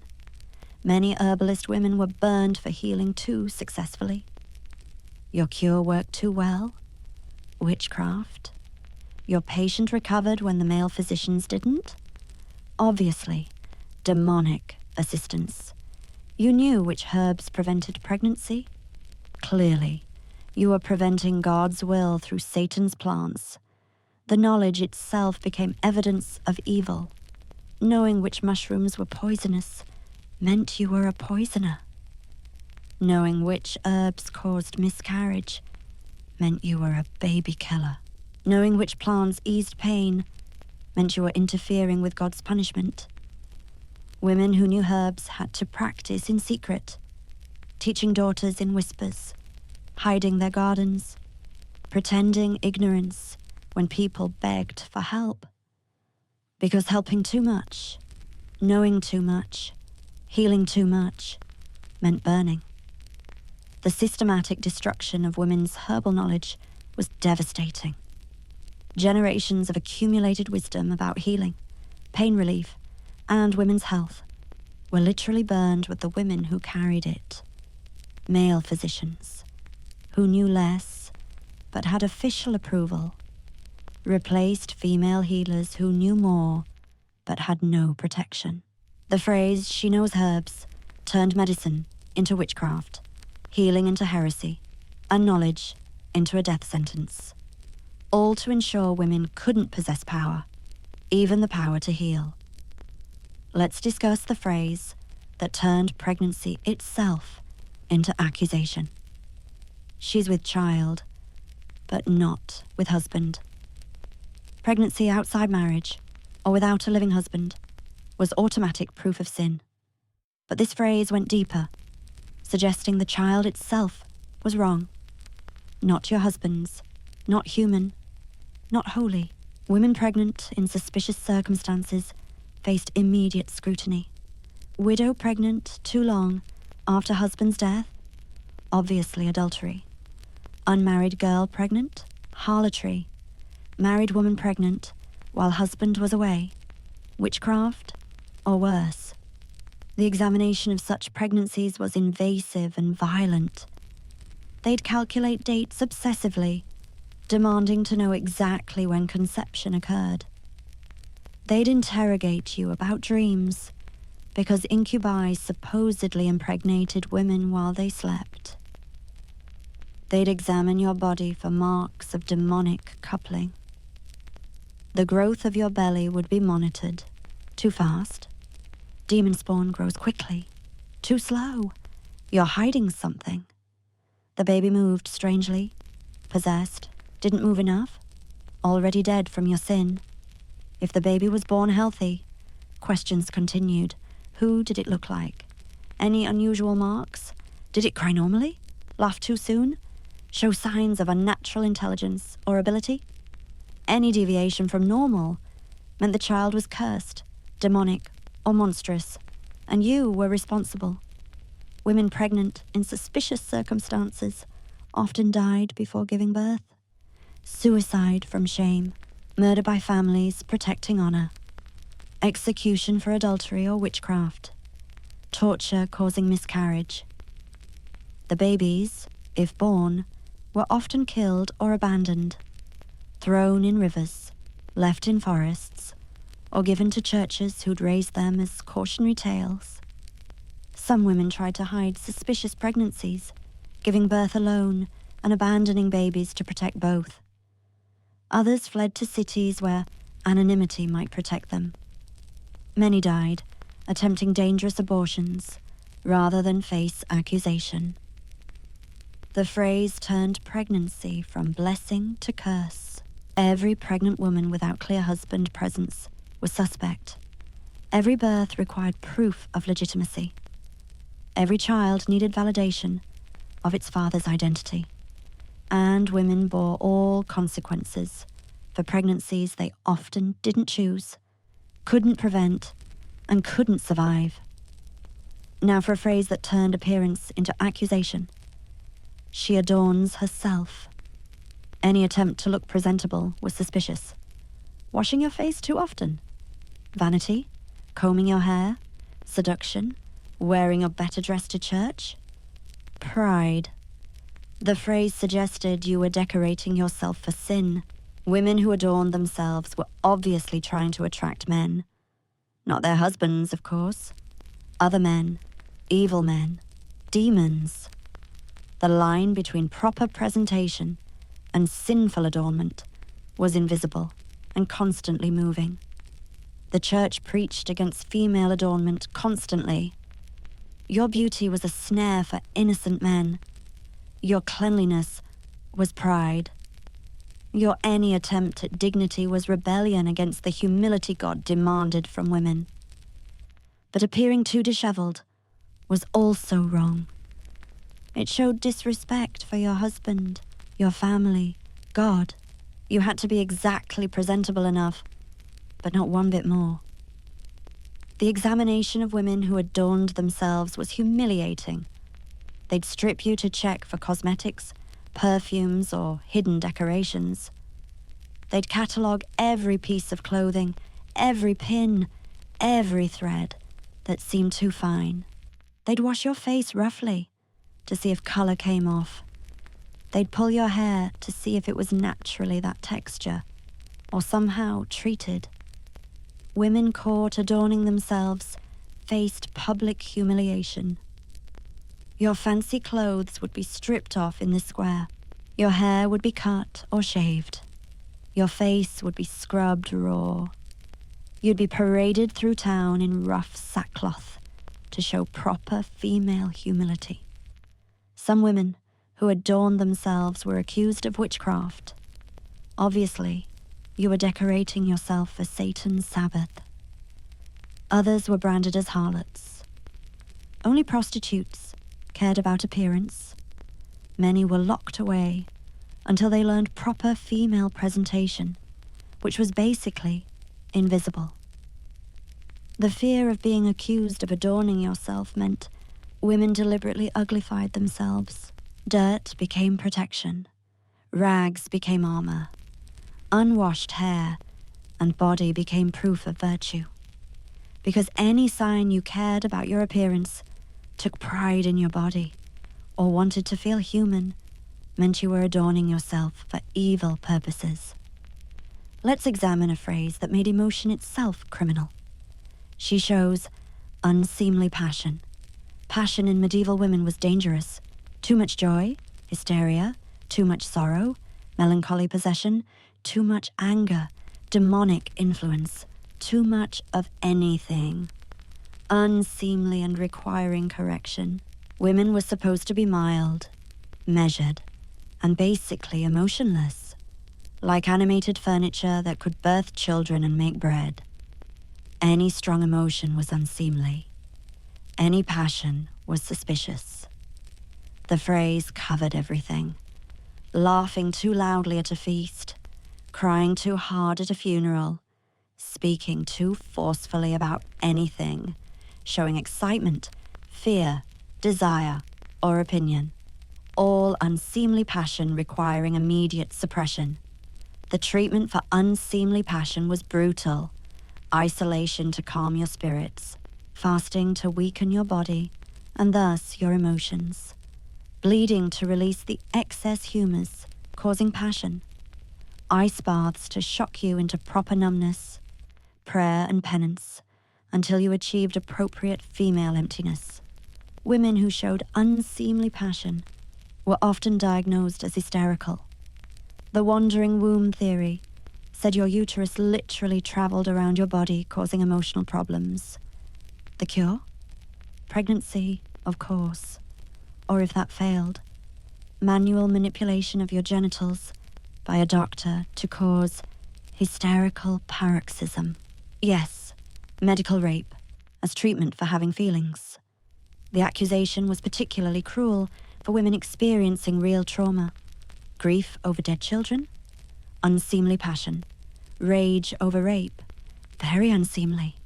Fear of violent husband, extremely unseemly passion that probably caused his violence. You were supposed to endure everything without emotional response, like a stone, a breathing stone. Women learned to perform emotional death, blank faces during beatings, silent tears during grief, .m, swallowed screams during childbirth, hidden joy, suppressed anger, murdered passion, all to avoid being accused of unseemly passion, because showing you were human meant proving you were unwomanly, and unwomanly meant dangerous, possibly demonic, definitely punishable. The phrase turned women into emotional corpses, walking dead, who could work, breed and suffer, but never, ever feel. At least, not where anyone could see. Now for a phrase that turned charity into witchcraft. She feeds the ravens. Ravens were considered evil omens, connected to death and dark magic. A woman feeding ravens was obviously communicating with dark forces, possibly feeding them blood, or worse, in exchange for power. But the phrase went deeper. It suggested any woman showing kindness to the wrong creatures, feeding stray cats, witches' familiars, helping wounded wild animals, dark communion with nature, leaving bread for birds, calling demons. The accusation was perfect, because women often did feed animals. Scraps were precious, but compassion sometimes won. A starving cat at your door, an injured bird in your garden, even ravens, intelligent enough to remember kindness. But that kindness became evidence of evil. Your soft heart proved your soft mind, easily influenced by Satan. The investigation of women who fed ravens was thorough. What exactly did you feed them? How often? Did they come when called? Did you speak to them? Did they speak back? Any communication with animals was suspicious. Understanding their needs was witchcraft. The punishment started with killing the animals. Every raven crow, cat, or creature you'd shown kindness would be destroyed in front of you. Then came your examination. Had the animals marked you? Did you bear scratches, bites, or other signs of familiar bonding? Your home would be searched for feathers, bones, or any evidence of animal communication. They'd watch to see if other animals came looking for you, proving your unnatural connection. Women who fed ravens were often tested by animal torture. They'd hurt creatures in front of you to see your reaction. Too much distress? You're emotionally bonded to demons. Too little. You're cold and unnatural. Any response proved guilt. Some were forced to kill the animals themselves to break the supposed demonic bond. Others were made to eat the ravens they'd fed, consuming their own evil. The message was clear. Compassion for the wrong creatures was communion with darkness. Women learned to ignore suffering animals, to turn away from creatures needing help, because feeding ravens, even metaphorically showing mercy to the unwanted, marked you as someone who consorted with evil. Your kindness became your crime. Your mercy became your doom. Let's examine a phrase that turned grief into guilt.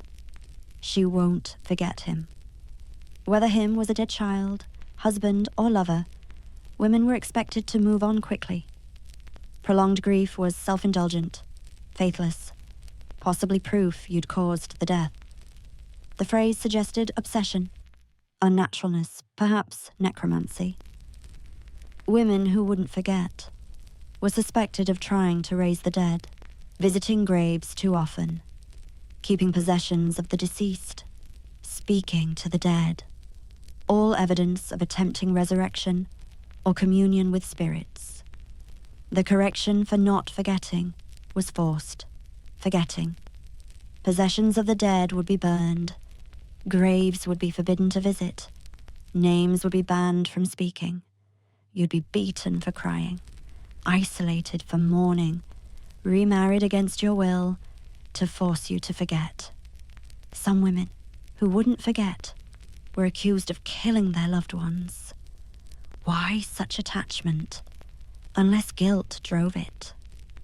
Others were diagnosed with love sickness or grief madness, subjected to medical torture to cure their remembering. Though accusation was particularly cruel for mothers who lost children, you were supposed to accept God's will immediately. Continuing to grieve showed lack of faith. Keeping their clothes, toys, or memories was practically witchcraft. You should be grateful God took them to heaven, not selfishly wanting them back.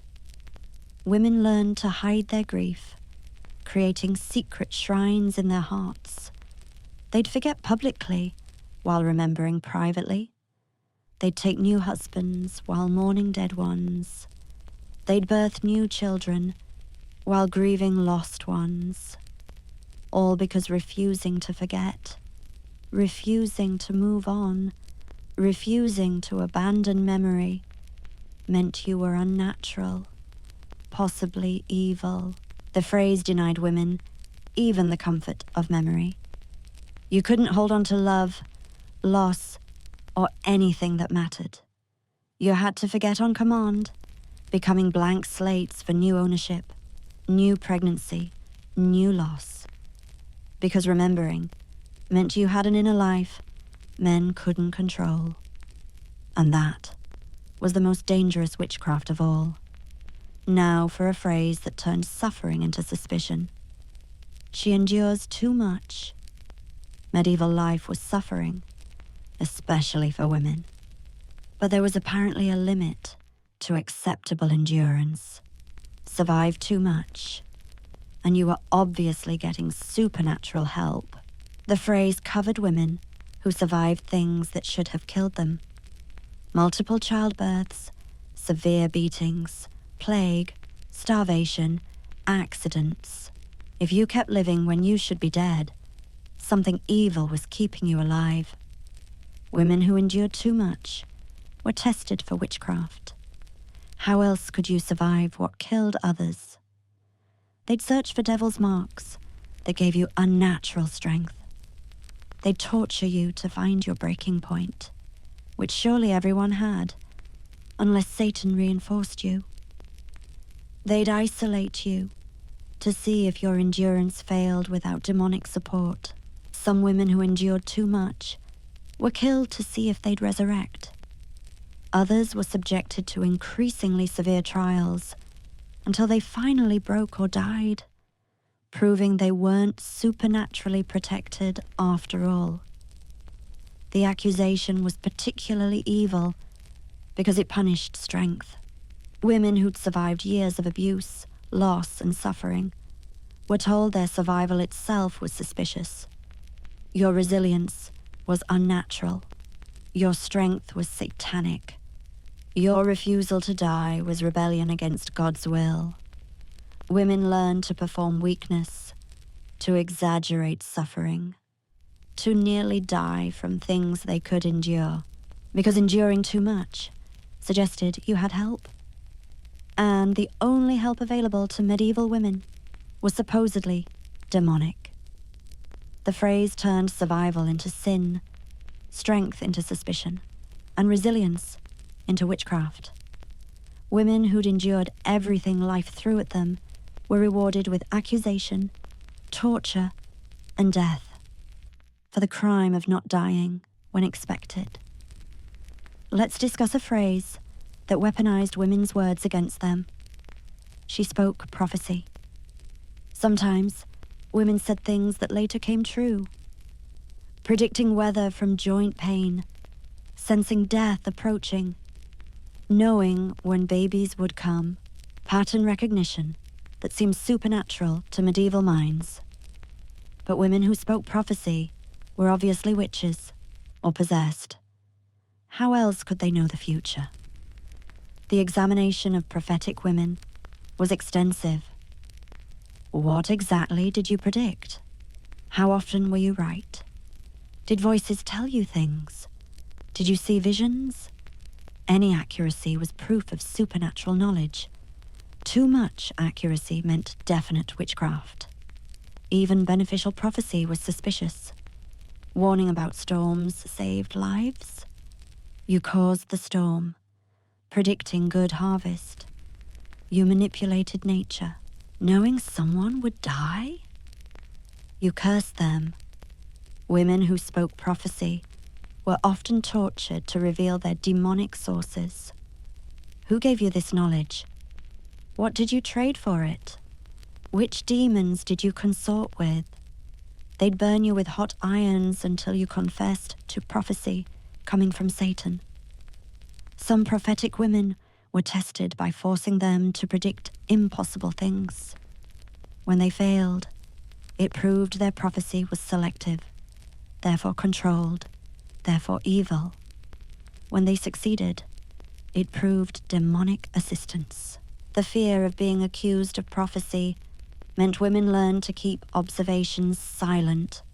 Don't mention patterns you've noticed. Don't warn about dangers you sense. Don't share knowledge that might help. Because speaking prophecy, even accidentally being right about future events, meant death. The phrase turned wisdom into witchcraft, experience into evil, and knowledge into a noose around your neck. Women who'd lived long enough to recognize patterns, understand cycles, and predict outcomes were burned for the crime of being right. Now for a phrase that turned protection into crime. She makes charms. Medieval people loved charms, Christian amulets, blessed herbs, holy water, protective symbols. But when women made them, they became suspicious. Your charm worked too well? Witchcraft. Didn't work? Fraud? Looked unusual? Definitely satanic. The investigation of charm makers was thorough. What materials did you use? What words did you speak?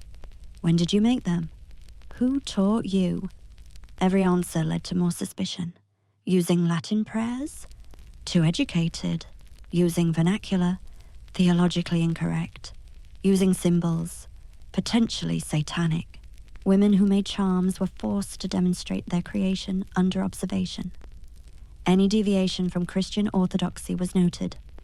Any personal touches were suspicious. Any effectiveness was proof of evil power. The punishment ranged from confiscation and humiliation to torture and death. Your charms would be burned publicly. You'd be displayed as a fraud or witch. You'd be forbidden from any healing or protective work. Some charm makers were branded on their hands to mark them as dangerous. Others lost fingers that crafted suspicious items. Many were burned with their charms around their necks, the items meant to protect, becoming evidence of damnation. The accusation was particularly cruel because women made charms from love, protection for children, healing for family, safety for community. But that love, expressed through careful crafting of protective items, became proof of evil. Your desire to protect proved you had power to harm. The phrase turned creativity into crime, care into corruption, and protection into proof of witchcraft. Women's attempts to guard loved ones from medieval life's constant dangers became evidence they were the danger. Let's examine a phrase that turned basic hygiene into heresy. She bathes too often. Medieval thought held that bathing opened pores to disease and evil. But some women, particularly those with access to water and privacy, maintained cleanliness. This was suspicious. Why did you need to be clean? Who were you preparing your body for? What were you washing away? The investigation of frequent bathers was invasive. They'd examine your skin for unnatural smoothness, check for scents that might hide sulfur, look for marks that only appeared when clean. Your bathing routine would be scrutinized. Hot water? Possibly communing with hellfire. Cold water? Unnatural tolerance, suggesting demonic protection. Adding herbs? Obviously, potion making. The punishment for bathing too often started with public humiliation. You'd be displayed in your bathing clothes, if any, while people mocked your vanity. Your washing implements would be destroyed. Your access to water restricted. Some women were forbidden from bathing entirely, forced to accumulate the proper medieval level of filth.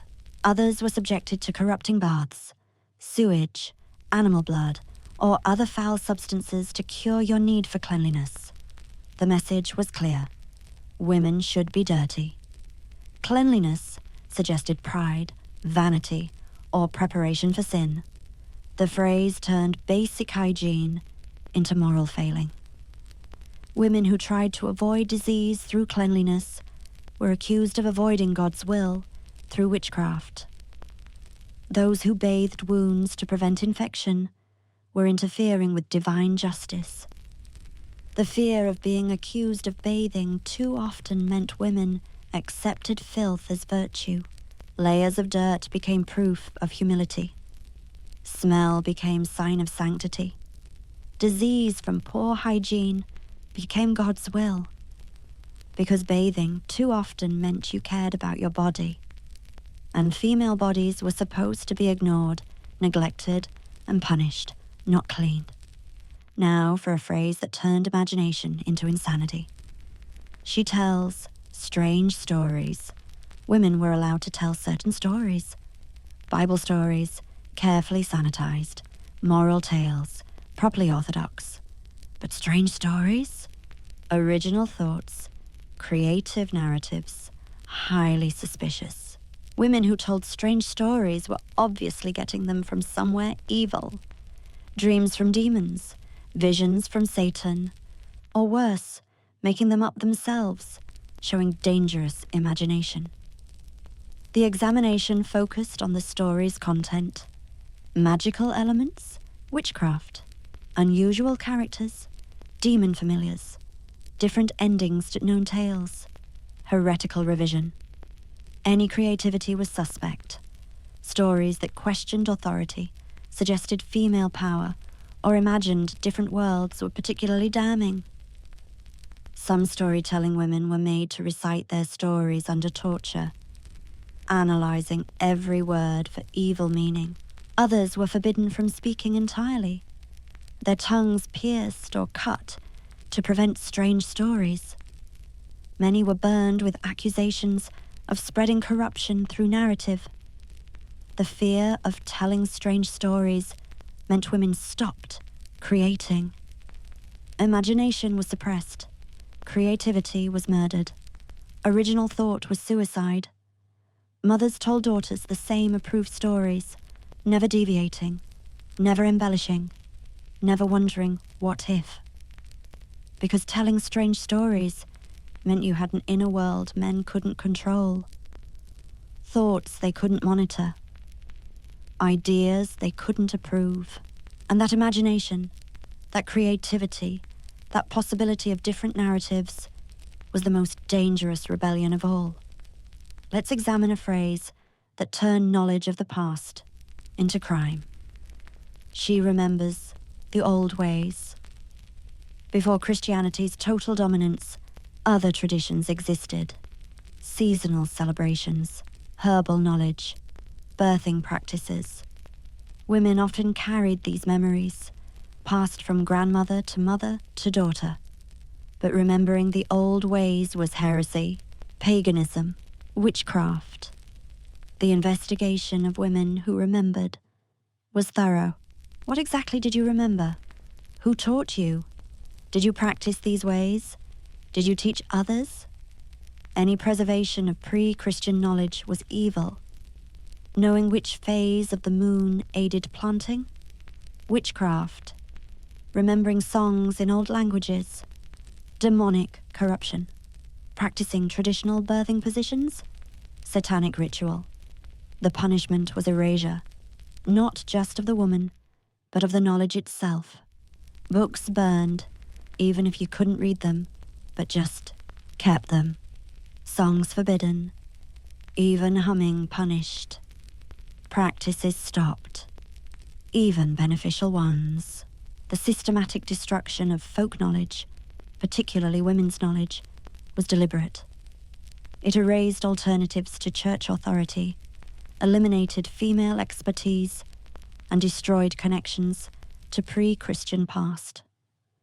Women who remembered too much were tortured until they forgot, or until they confessed to practicing what they remembered, which meant death. The phrase turned memory into crime, tradition into treason, and ancestral knowledge into satanic corruption. Generations of accumulated wisdom about healing, birthing, and surviving were destroyed because women who remembered the old ways remembered when women had different kinds of power. Now for a phrase that turned community into conspiracy. She gathers with others. Women gathering without male supervision was inherently suspicious. What did you need to discuss that men shouldn't hear? The church was particularly threatened by women gathering. Convents were strictly controlled. Lay women meeting for prayer were monitored. Any gathering could become heretical, especially if women started discussing theology, comparing experiences, or, God forbid, questioning authority. The investigation of women who gathered was extensive. Who attended? What was discussed? Did you pray together? Did you read together? Did you plan together? Any coordination between women was potentially conspiracy. Midwives meeting to share knowledge? Witch coven? Mothers discussing children? Gossiping? Women praying together? Heretical sect. The punishment was isolation. Groups were disbanded. Friendships were forbidden. Women were kept separate, unable to share knowledge, comfort, or resistance. Some gathering women were made to publicly denounce each other. Others were tortured until they implicated everyone they'd ever met with. Many were burned together. Groups of women accused of conspiring through the simple act of gathering. The prohibition against gathering destroyed female support networks. Women couldn't help each other through childbirth, share resources during hardship, or protect each other from abuse. Every woman was alone, surrounded by other alone women, all forbidden from connecting. Because women gathering meant women talking. Women talking meant women thinking. Women thinking together meant women realizing their shared oppression. And that realization could destroy the entire medieval order. So gathering became crime, community became conspiracy, and solidarity became Satanism, all to keep women isolated, vulnerable, and unable to organize resistance. Let's examine a phrase that turned female friendship into witchcraft. They are too close. Female friendships were suspicious. Women who cared for each other too much, spent too much time together, or showed too much affection, were obviously up to something unnatural. The phrase suggested sexual deviance, witchcraft bonding, or conspiracy against male authority. Women who were too close were examined for signs of unnatural attachment. Did they touch? Share beds from necessity or choice? Know each other's bodies from helping with childbirth or sickness? All suspicious. The investigation sought evidence of corruption. Private jokes suggested secret knowledge. Shared glances meant conspiracy. Defending each other proved guilt. Any loyalty between women was dangerous. Some women accused of being too close were separated forcibly, sent to different towns, different convents, different countries. Others were made to publicly renounce their friendships, declaring them unnatural and evil. Many were tortured until they accused each other of witchcraft, or worse. The prohibition against closeness meant women couldn't form deep friendships, couldn't trust other women, couldn't build the bonds that might lead to mutual support. Every relationship was scrutinized for excess closeness. Even mothers and daughters, sisters, long-time neighbors could be accused of being too close if they showed too much loyalty to each other instead of to male authority. The phrase turned love between women into perversion, loyalty into crime, and friendship into witchcraft, all to ensure women's primary bonds were always to men who controlled them, never to women who might understand them. Now for a phrase that turned survival skills into sorcery. She finds food in famine. During famines, some women managed to feed their families through knowledge, cleverness, or desperation, knowing which weeds were edible, finding overlooked resources, making deals nobody asked about. But finding food when others starved was suspicious. Obviously, you had supernatural help. Satan was feeding you. Demons brought you grain. You'd made an evil bargain, trading souls for sustenance. The investigation of women who found food was cruel, especially during starvation. They'd search your home for hidden stores, torture you to reveal your sources, and make you eat what you'd found to prove it wasn't supernatural. If you survived while others died, you were clearly evil. The punishment often involved starvation. You'd be denied food to see how long you survived without demonic help. Your family would be prevented from eating what you'd found. Any food you touched would be considered cursed.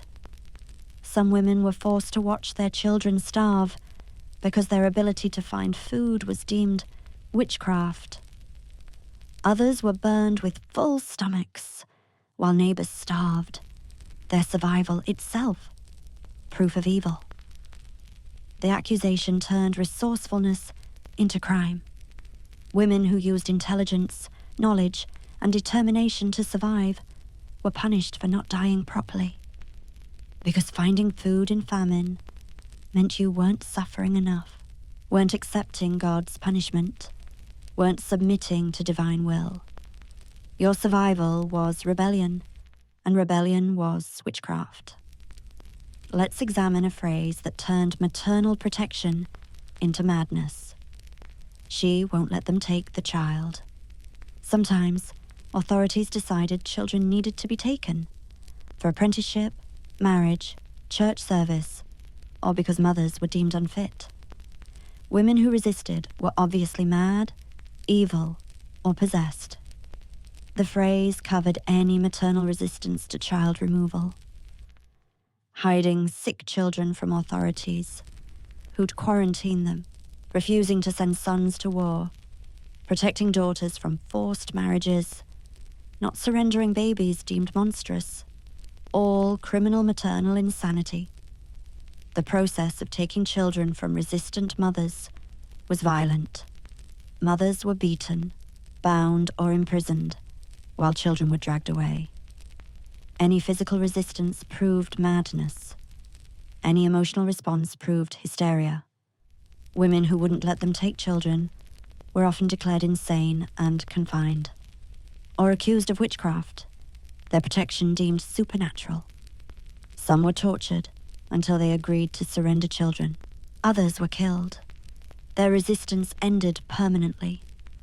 The phrase denied women even the right to protect their offspring. Your children weren't yours. They belonged to fathers, lords, church, state, anyone but mothers who bore them. Resisting their removal was resisting God's order.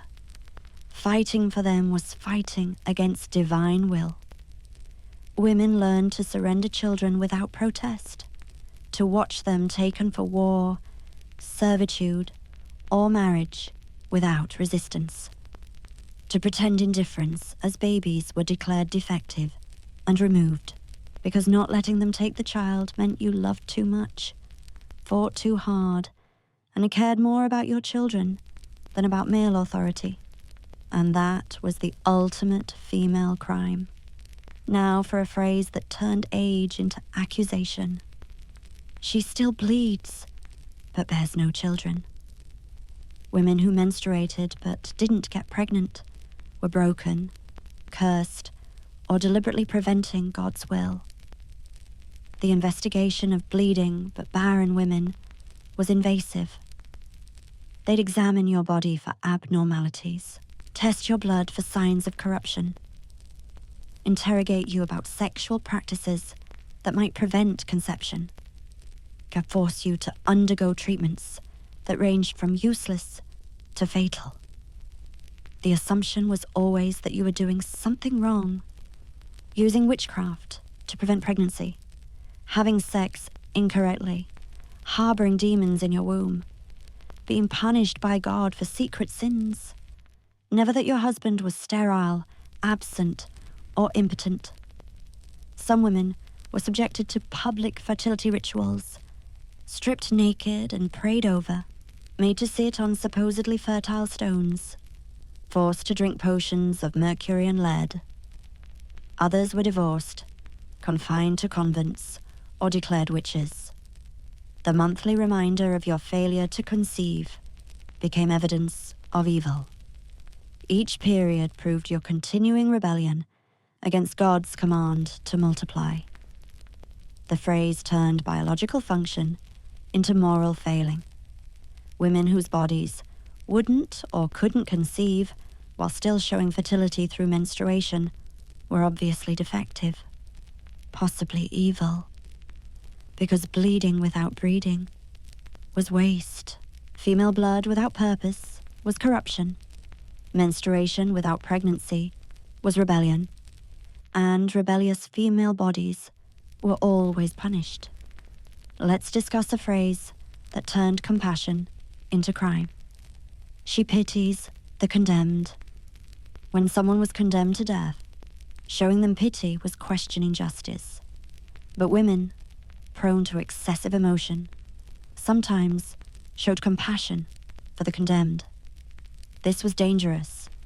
Women who pitied the condemned might help them escape, might hide them, might use witchcraft to ease their suffering, might be secret accomplices in their crimes. The investigation focused on your connection to the condemned. Did you know them? Speak to them? Bring them food or comfort? Any kindness toward the condemned was suspicious. Giving water to someone about to burn? You're interfering with divine justice. Praying for their souls. You're obviously praying to demons, crying at executions. You're mourning evil. Some women who showed pity were forced to participate in executions, throw the first stone, light the pyre, pull the cart from under the hanged. Others were punished alongside the condemned, their pity making them accomplices. Many were accused of the same crimes, their compassion, proof of shared guilt. The prohibition against pity meant women had to watch neighbors, friends, even family die without showing emotion. Had to celebrate justice while watching innocent women burn. Had to thank God for righteous punishment while knowing they could be next, because pitying the condemned meant questioning the system that condemned them, and questioning the system meant questioning the men who ran it, and questioning male authority was the ultimate heresy, punishable by becoming the next condemned for others to not pity. Now for a phrase that turned intelligence into threat. She asks too many questions. Curiosity in women was dangerous. Questions showed thinking. Thinking showed independence. Independence showed rebellion. Questions about theology were heretical. Questions about law were rebellious. Questions about medicine were suspicious. Questions about anything suggested you weren't accepting what you were told. The punishment for asking too many questions started with silence. You'd be forbidden from speaking. Your tongue might be branded or pierced. You'd wear the scold's bridle until you learned not to ask. If questions persisted, the assumption was corruption. Your mind was diseased. Your thoughts were poisoned. Your curiosity was satanic. Some questioning women were subjected to mental torture, isolation until their minds broke, confusion techniques until they stopped making sense, exhaustion until questions became impossible. Others were simply killed. Their questions ended permanently. The fear of asking questions meant women remained ignorant, couldn't learn about their bodies, their rights, their options, couldn't understand what was happening to them or why. Knowledge was forbidden because knowledge led to questions, and questions led to resistance. Women learned to accept without understanding, to obey without questioning, to suffer without asking why, because asking too many questions marked you as dangerous, and dangerous women didn't survive long enough to get answers. Let's examine a terrifying phrase. She was seen at midnight. Medieval nights were dangerous. Darkness hid evil. Midnight was Satan's hour. Women abroad at midnight were obviously up to no good. The assumption was immediate.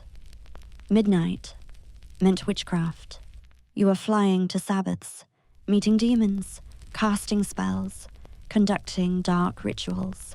No innocent reason existed for women to be out at midnight. Even legitimate reasons were suspicious. Attending a birth? Why did it happen at midnight unless evil was involved? Caring for sick family, probably poisoning them, fleeing abuse, obviously guilty of something. The investigation of midnight women was predetermined. Where were you going?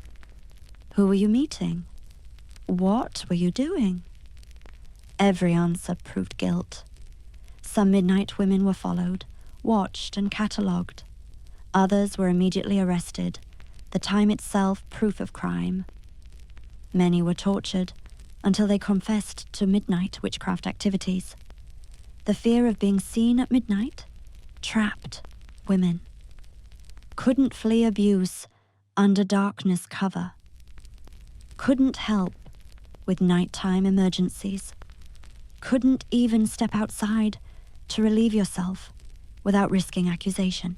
Night became a prison where women had to remain invisible, immobile, and definitely indoors.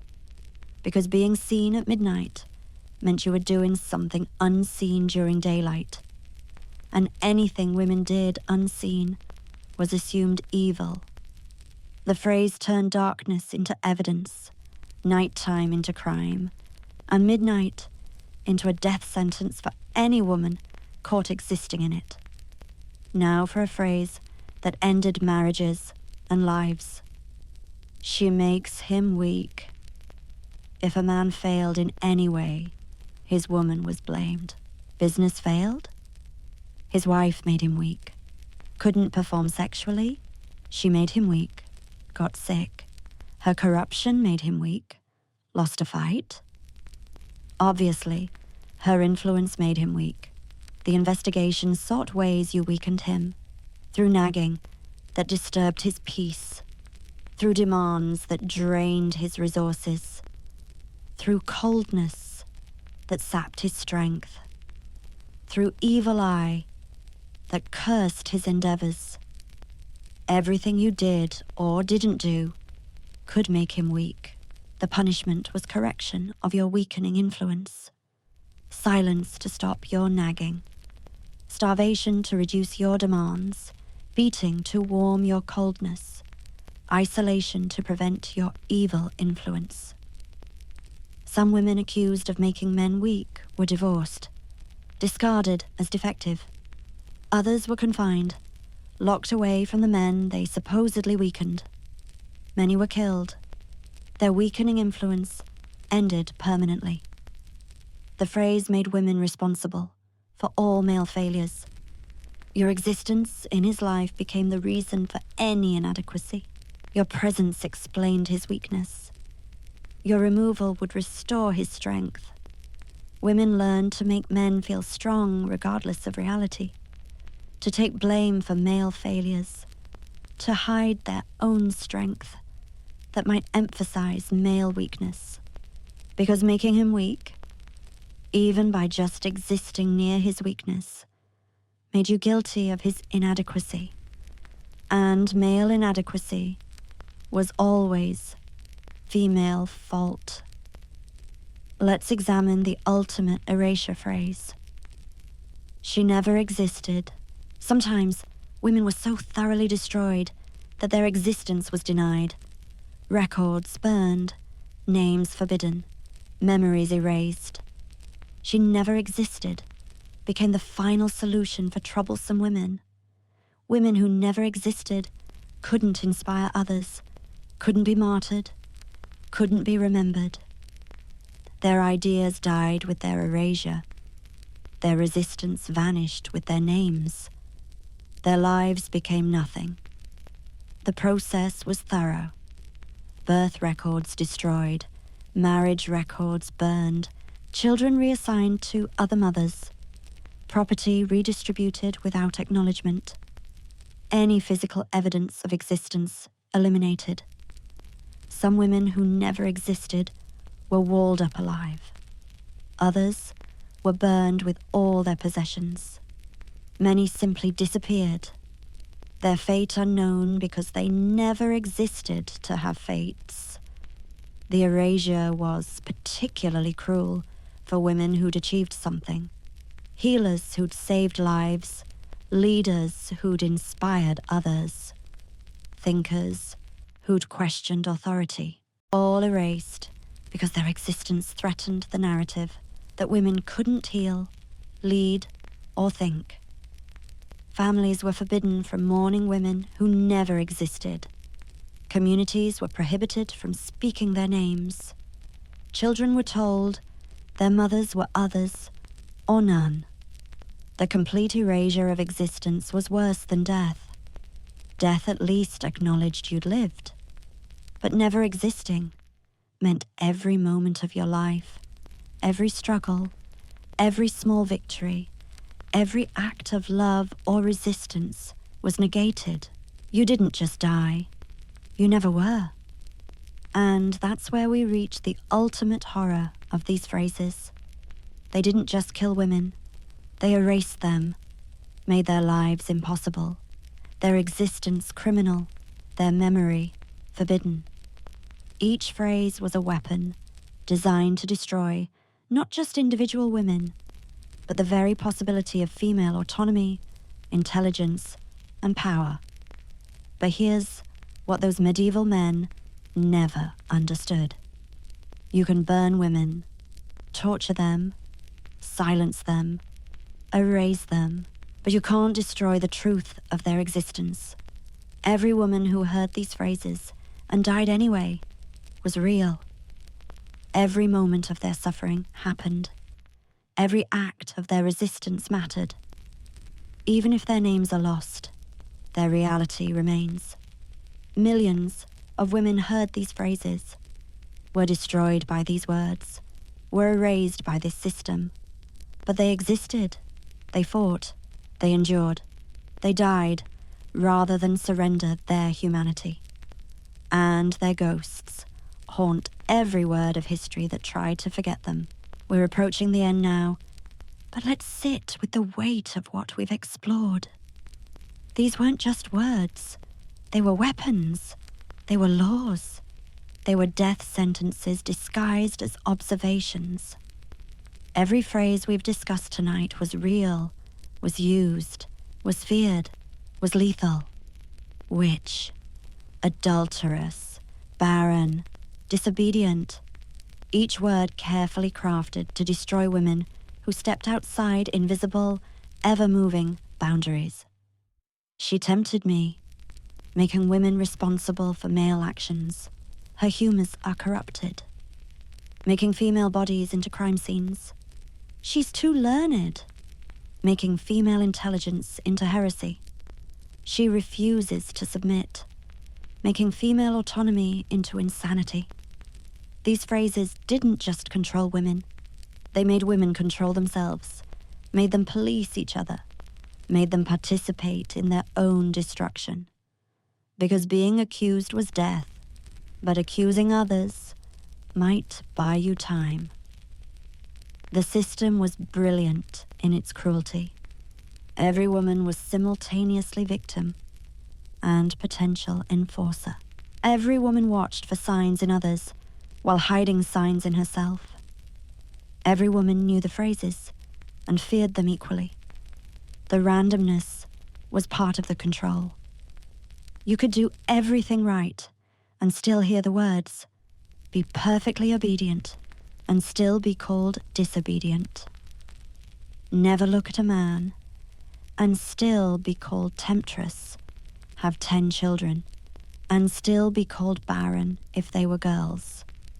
The phrases created a reality where women couldn't win, could only lose at different speeds, in different ways, with different amounts of suffering. And the men who spoke these phrases, they were fathers, husbands, sons, priests, neighbors. Men women had to trust, serve, obey. Men who could destroy them with words at any moment, making every interaction potentially lethal, every conversation possibly final. Consider the psychological torture of living under these phrases, waking each day knowing today might bring the words, going to sleep wondering if tomorrow someone would speak your doom. Years, decades of constant fear that at any moment For any reason or no reason, male words would end your life. The physical tortures were horrific, but the mental torture of waiting for the phrases, hearing them spoken about others, knowing your turn would come, that was its own kind of hell, and it lasted every single day of every woman's life. Some women broke under the strain, went mad from fear, killed themselves rather than wait for the words. Others internalized the phrases so completely, they began believing them. Yes, I am too learned. Yes, I am corrupted. Yes, I deserve this. The ultimate victory of the system, making women agree with their own destruction. But some women, and this is the miracle, some women resisted, even knowing the consequences, even hearing the phrases, even facing the fire. They kept learning, despite too learned, kept helping, despite gives sanctuary, kept questioning, despite asks too many questions, kept loving, despite loves too much. They died for it, were tortured for it, were erased for it, but they did it anyway. That resistance, however small, however doomed, was revolutionary. Every woman who heard the phrases and remained human anyway was committing revolution. Every moment of joy despite the threats, every act of kindness despite the danger, every thought despite the prohibition, every feeling despite the punishment, all revolutionary acts. The phrases we've explored tonight weren't medieval anomalies. They were systematic tools of oppression that worked so well their echoes still resonate. Different words now, same intent, still designed to control, diminish, and destroy women who step outside prescribed boundaries. Too emotional, too aggressive, asking for it, difficult, bossy, hysterical. The phrases evolved, but the purpose remains. Make women police themselves, make them fear speaking, thinking, being, make them smaller, quieter, less. But here's what centuries of these phrases have taught us. Women survive. Despite everything designed to destroy them, they survive. They adapt, resist, endure, and persist. The words meant to erase them become evidence they existed. The phrases meant to silence them become testimony to their voices. Every woman burned as a witch was a woman who did something that threatened male power. Every woman destroyed by these phrases was a woman who existed outside male control. Every erasure was an admission that her existence mattered enough to require erasure. So as you drift towards sleep tonight, remember them. The millions whose names we'll never know, who heard these phrases and died anyway, who lived in terror of words and lived anyway, who were erased and existed anyway. Remember that every phrase designed to destroy women is proof that women are indestructible. That male power has always been so fragile, it required an entire vocabulary of violence to maintain. That women have always been dangerous enough to require constant suppression. These phrases were meant to be weapons, but they became evidence. Evidence of fear. Male fear of female power. Evidence of threat. The threat women pose to artificial order. Evidence of strength. The strength required to survive centuries of verbal warfare. Every word meant to destroy became proof of what couldn't be destroyed. Female humanity, female resilience, female existence itself. The medieval world tried to build a cage of words to contain half of humanity, but cages built of words have one weakness. They prove the power of what they're trying to contain. Why would you need such elaborate verbal weapons unless women were powerful enough to require them? Why would you need to repeat the phrases constantly unless women kept forgetting to be destroyed by them? Why would you need new phrases for every generation unless women kept finding ways around the old ones? The answer is simple, because women are unstoppable, were unstoppable, will be unstoppable, no matter what words are weaponized against them. The medieval men who crafted these phrases are dust. The women they destroyed with words are dust too. But the women outlasted the men in one crucial way. We remember their suffering. We recognize their humanity. We honor their resistance. The men are remembered only as oppressors. The women are remembered as human.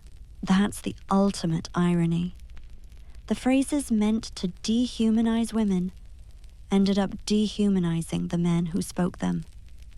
History doesn't remember individual witch hunters with sympathy, doesn't honor the men who burned women for reading, doesn't respect the husbands who destroyed wives with words.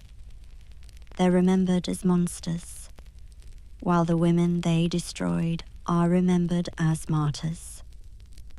As we close tonight's journey through medieval horror, remember this: words have power only when systems support them. The phrases we've explored worked because entire societies agreed they should. Laws, churches, communities all participated in making words into weapons. But that also means words can be disarmed. Systems can be changed. Societies can refuse to participate in verbal violence. Every time we refuse to let words destroy women, we honor the millions who couldn't refuse. Every time we speak against modern phrases that echo medieval ones, we give voice to the silenced. Every time we remember that these phrases killed real women with real lives, we resurrect what was meant to be erased. So close your eyes, knowing you've heard their stories. The women who faced these phrases and died, who lived in terror of words and loved anyway, who were erased and existed anyway. Sleep knowing their ghosts, appreciate being remembered, their stories being told, their existence being honored. They can't rest in peace because they never had peace, but they can rest in memory, rest in recognition, rest in the knowledge that their suffering is seen, their humanity honored, their resistance remembered. The words that destroyed them don't have that power anymore. We've named them, examined them, exposed them, made them historical artifacts instead of current weapons. That's how we fight phrases that destroy, by dragging them into light, by saying them out loud, by refusing to let them work in silence, by remembering every woman they destroyed and honoring her existence. Sleep comes now, but let it come with knowledge. Knowledge of what was done, what was survived, what was resisted. Let it come with respect for the millions who heard these phrases and lived anyway, died anyway, existed anyway. Tomorrow, you'll wake to a world where words still have power, where phrases still destroy, where women still fight verbal weapons, but you'll wake knowing the history, knowing the patterns, knowing the resistance. And that knowledge is power. Power to recognize modern phrases that echo medieval ones. Power to refuse participation in verbal violence. Power to remember the erased. The medieval women who heard these phrases couldn't fight back, couldn't speak against them, couldn't survive them. But we can. We can fight. We can speak. We can survive. And we can remember them while we do. That's our obligation to the millions who heard the words and died, to fight the phrases that destroyed them in whatever forms they take now, to speak their silenced truths, to exist in the freedom they were denied. So drift now towards sleep. Let darkness come gently, not like medieval midnight that brought accusation, but like rest earned and deserved. Let silence come softly, not like the silence forced on medieval women, but like peace, chosen and cherished. Let unconsciousness approach slowly, not like the unconsciousness of torture, but like the surrender to safety. And as you fade, remember one last thing. Every woman who heard these phrases was someone's daughter, someone's sister, someone's mother, someone's love. They weren't just victims of words. They were people who laughed, who sang, who dreamed, who hoped, who woke each morning, despite the terror, and lived their lives anyway, who loved despite the danger, who thought despite the prohibition, who felt despite the punishment, who existed despite everything designed to erase them. They were real. They mattered. They were here. And tonight, in this moment between waking and sleeping, we remember them. All of them. Every word they couldn't speak. Every thought they couldn't voice. Every dream they couldn't pursue. Every life they couldn't live. Rest now. Rest easy. Rest knowing their stories have been told. Their suffering has been witnessed. Their existence has been honored. The words that destroyed them have been named and defamed. Sleep now. Sleep peacefully. Sleep knowing that somewhere in the darkness, the ghosts of medieval women are watching. Appreciating. Resting a little easier, themselves knowing they haven't been forgotten, haven't been erased, haven't been silenced. Not anymore, not tonight, not ever again. Close your eyes, release the horror, hold the honor, remember the resistance.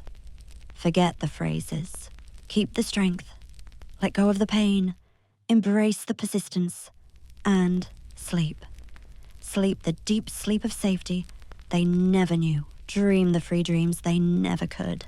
Wake tomorrow with the voice they never had. Live the life they never got. Sleep now. Sleep for them. Sleep with them. Sleep despite the words. Sleep anyway, he phrases, just as they lived anyway. Loved anyway. Existed anyway. Despite every word designed to destroy them. They existed. They mattered. They were here. Good night.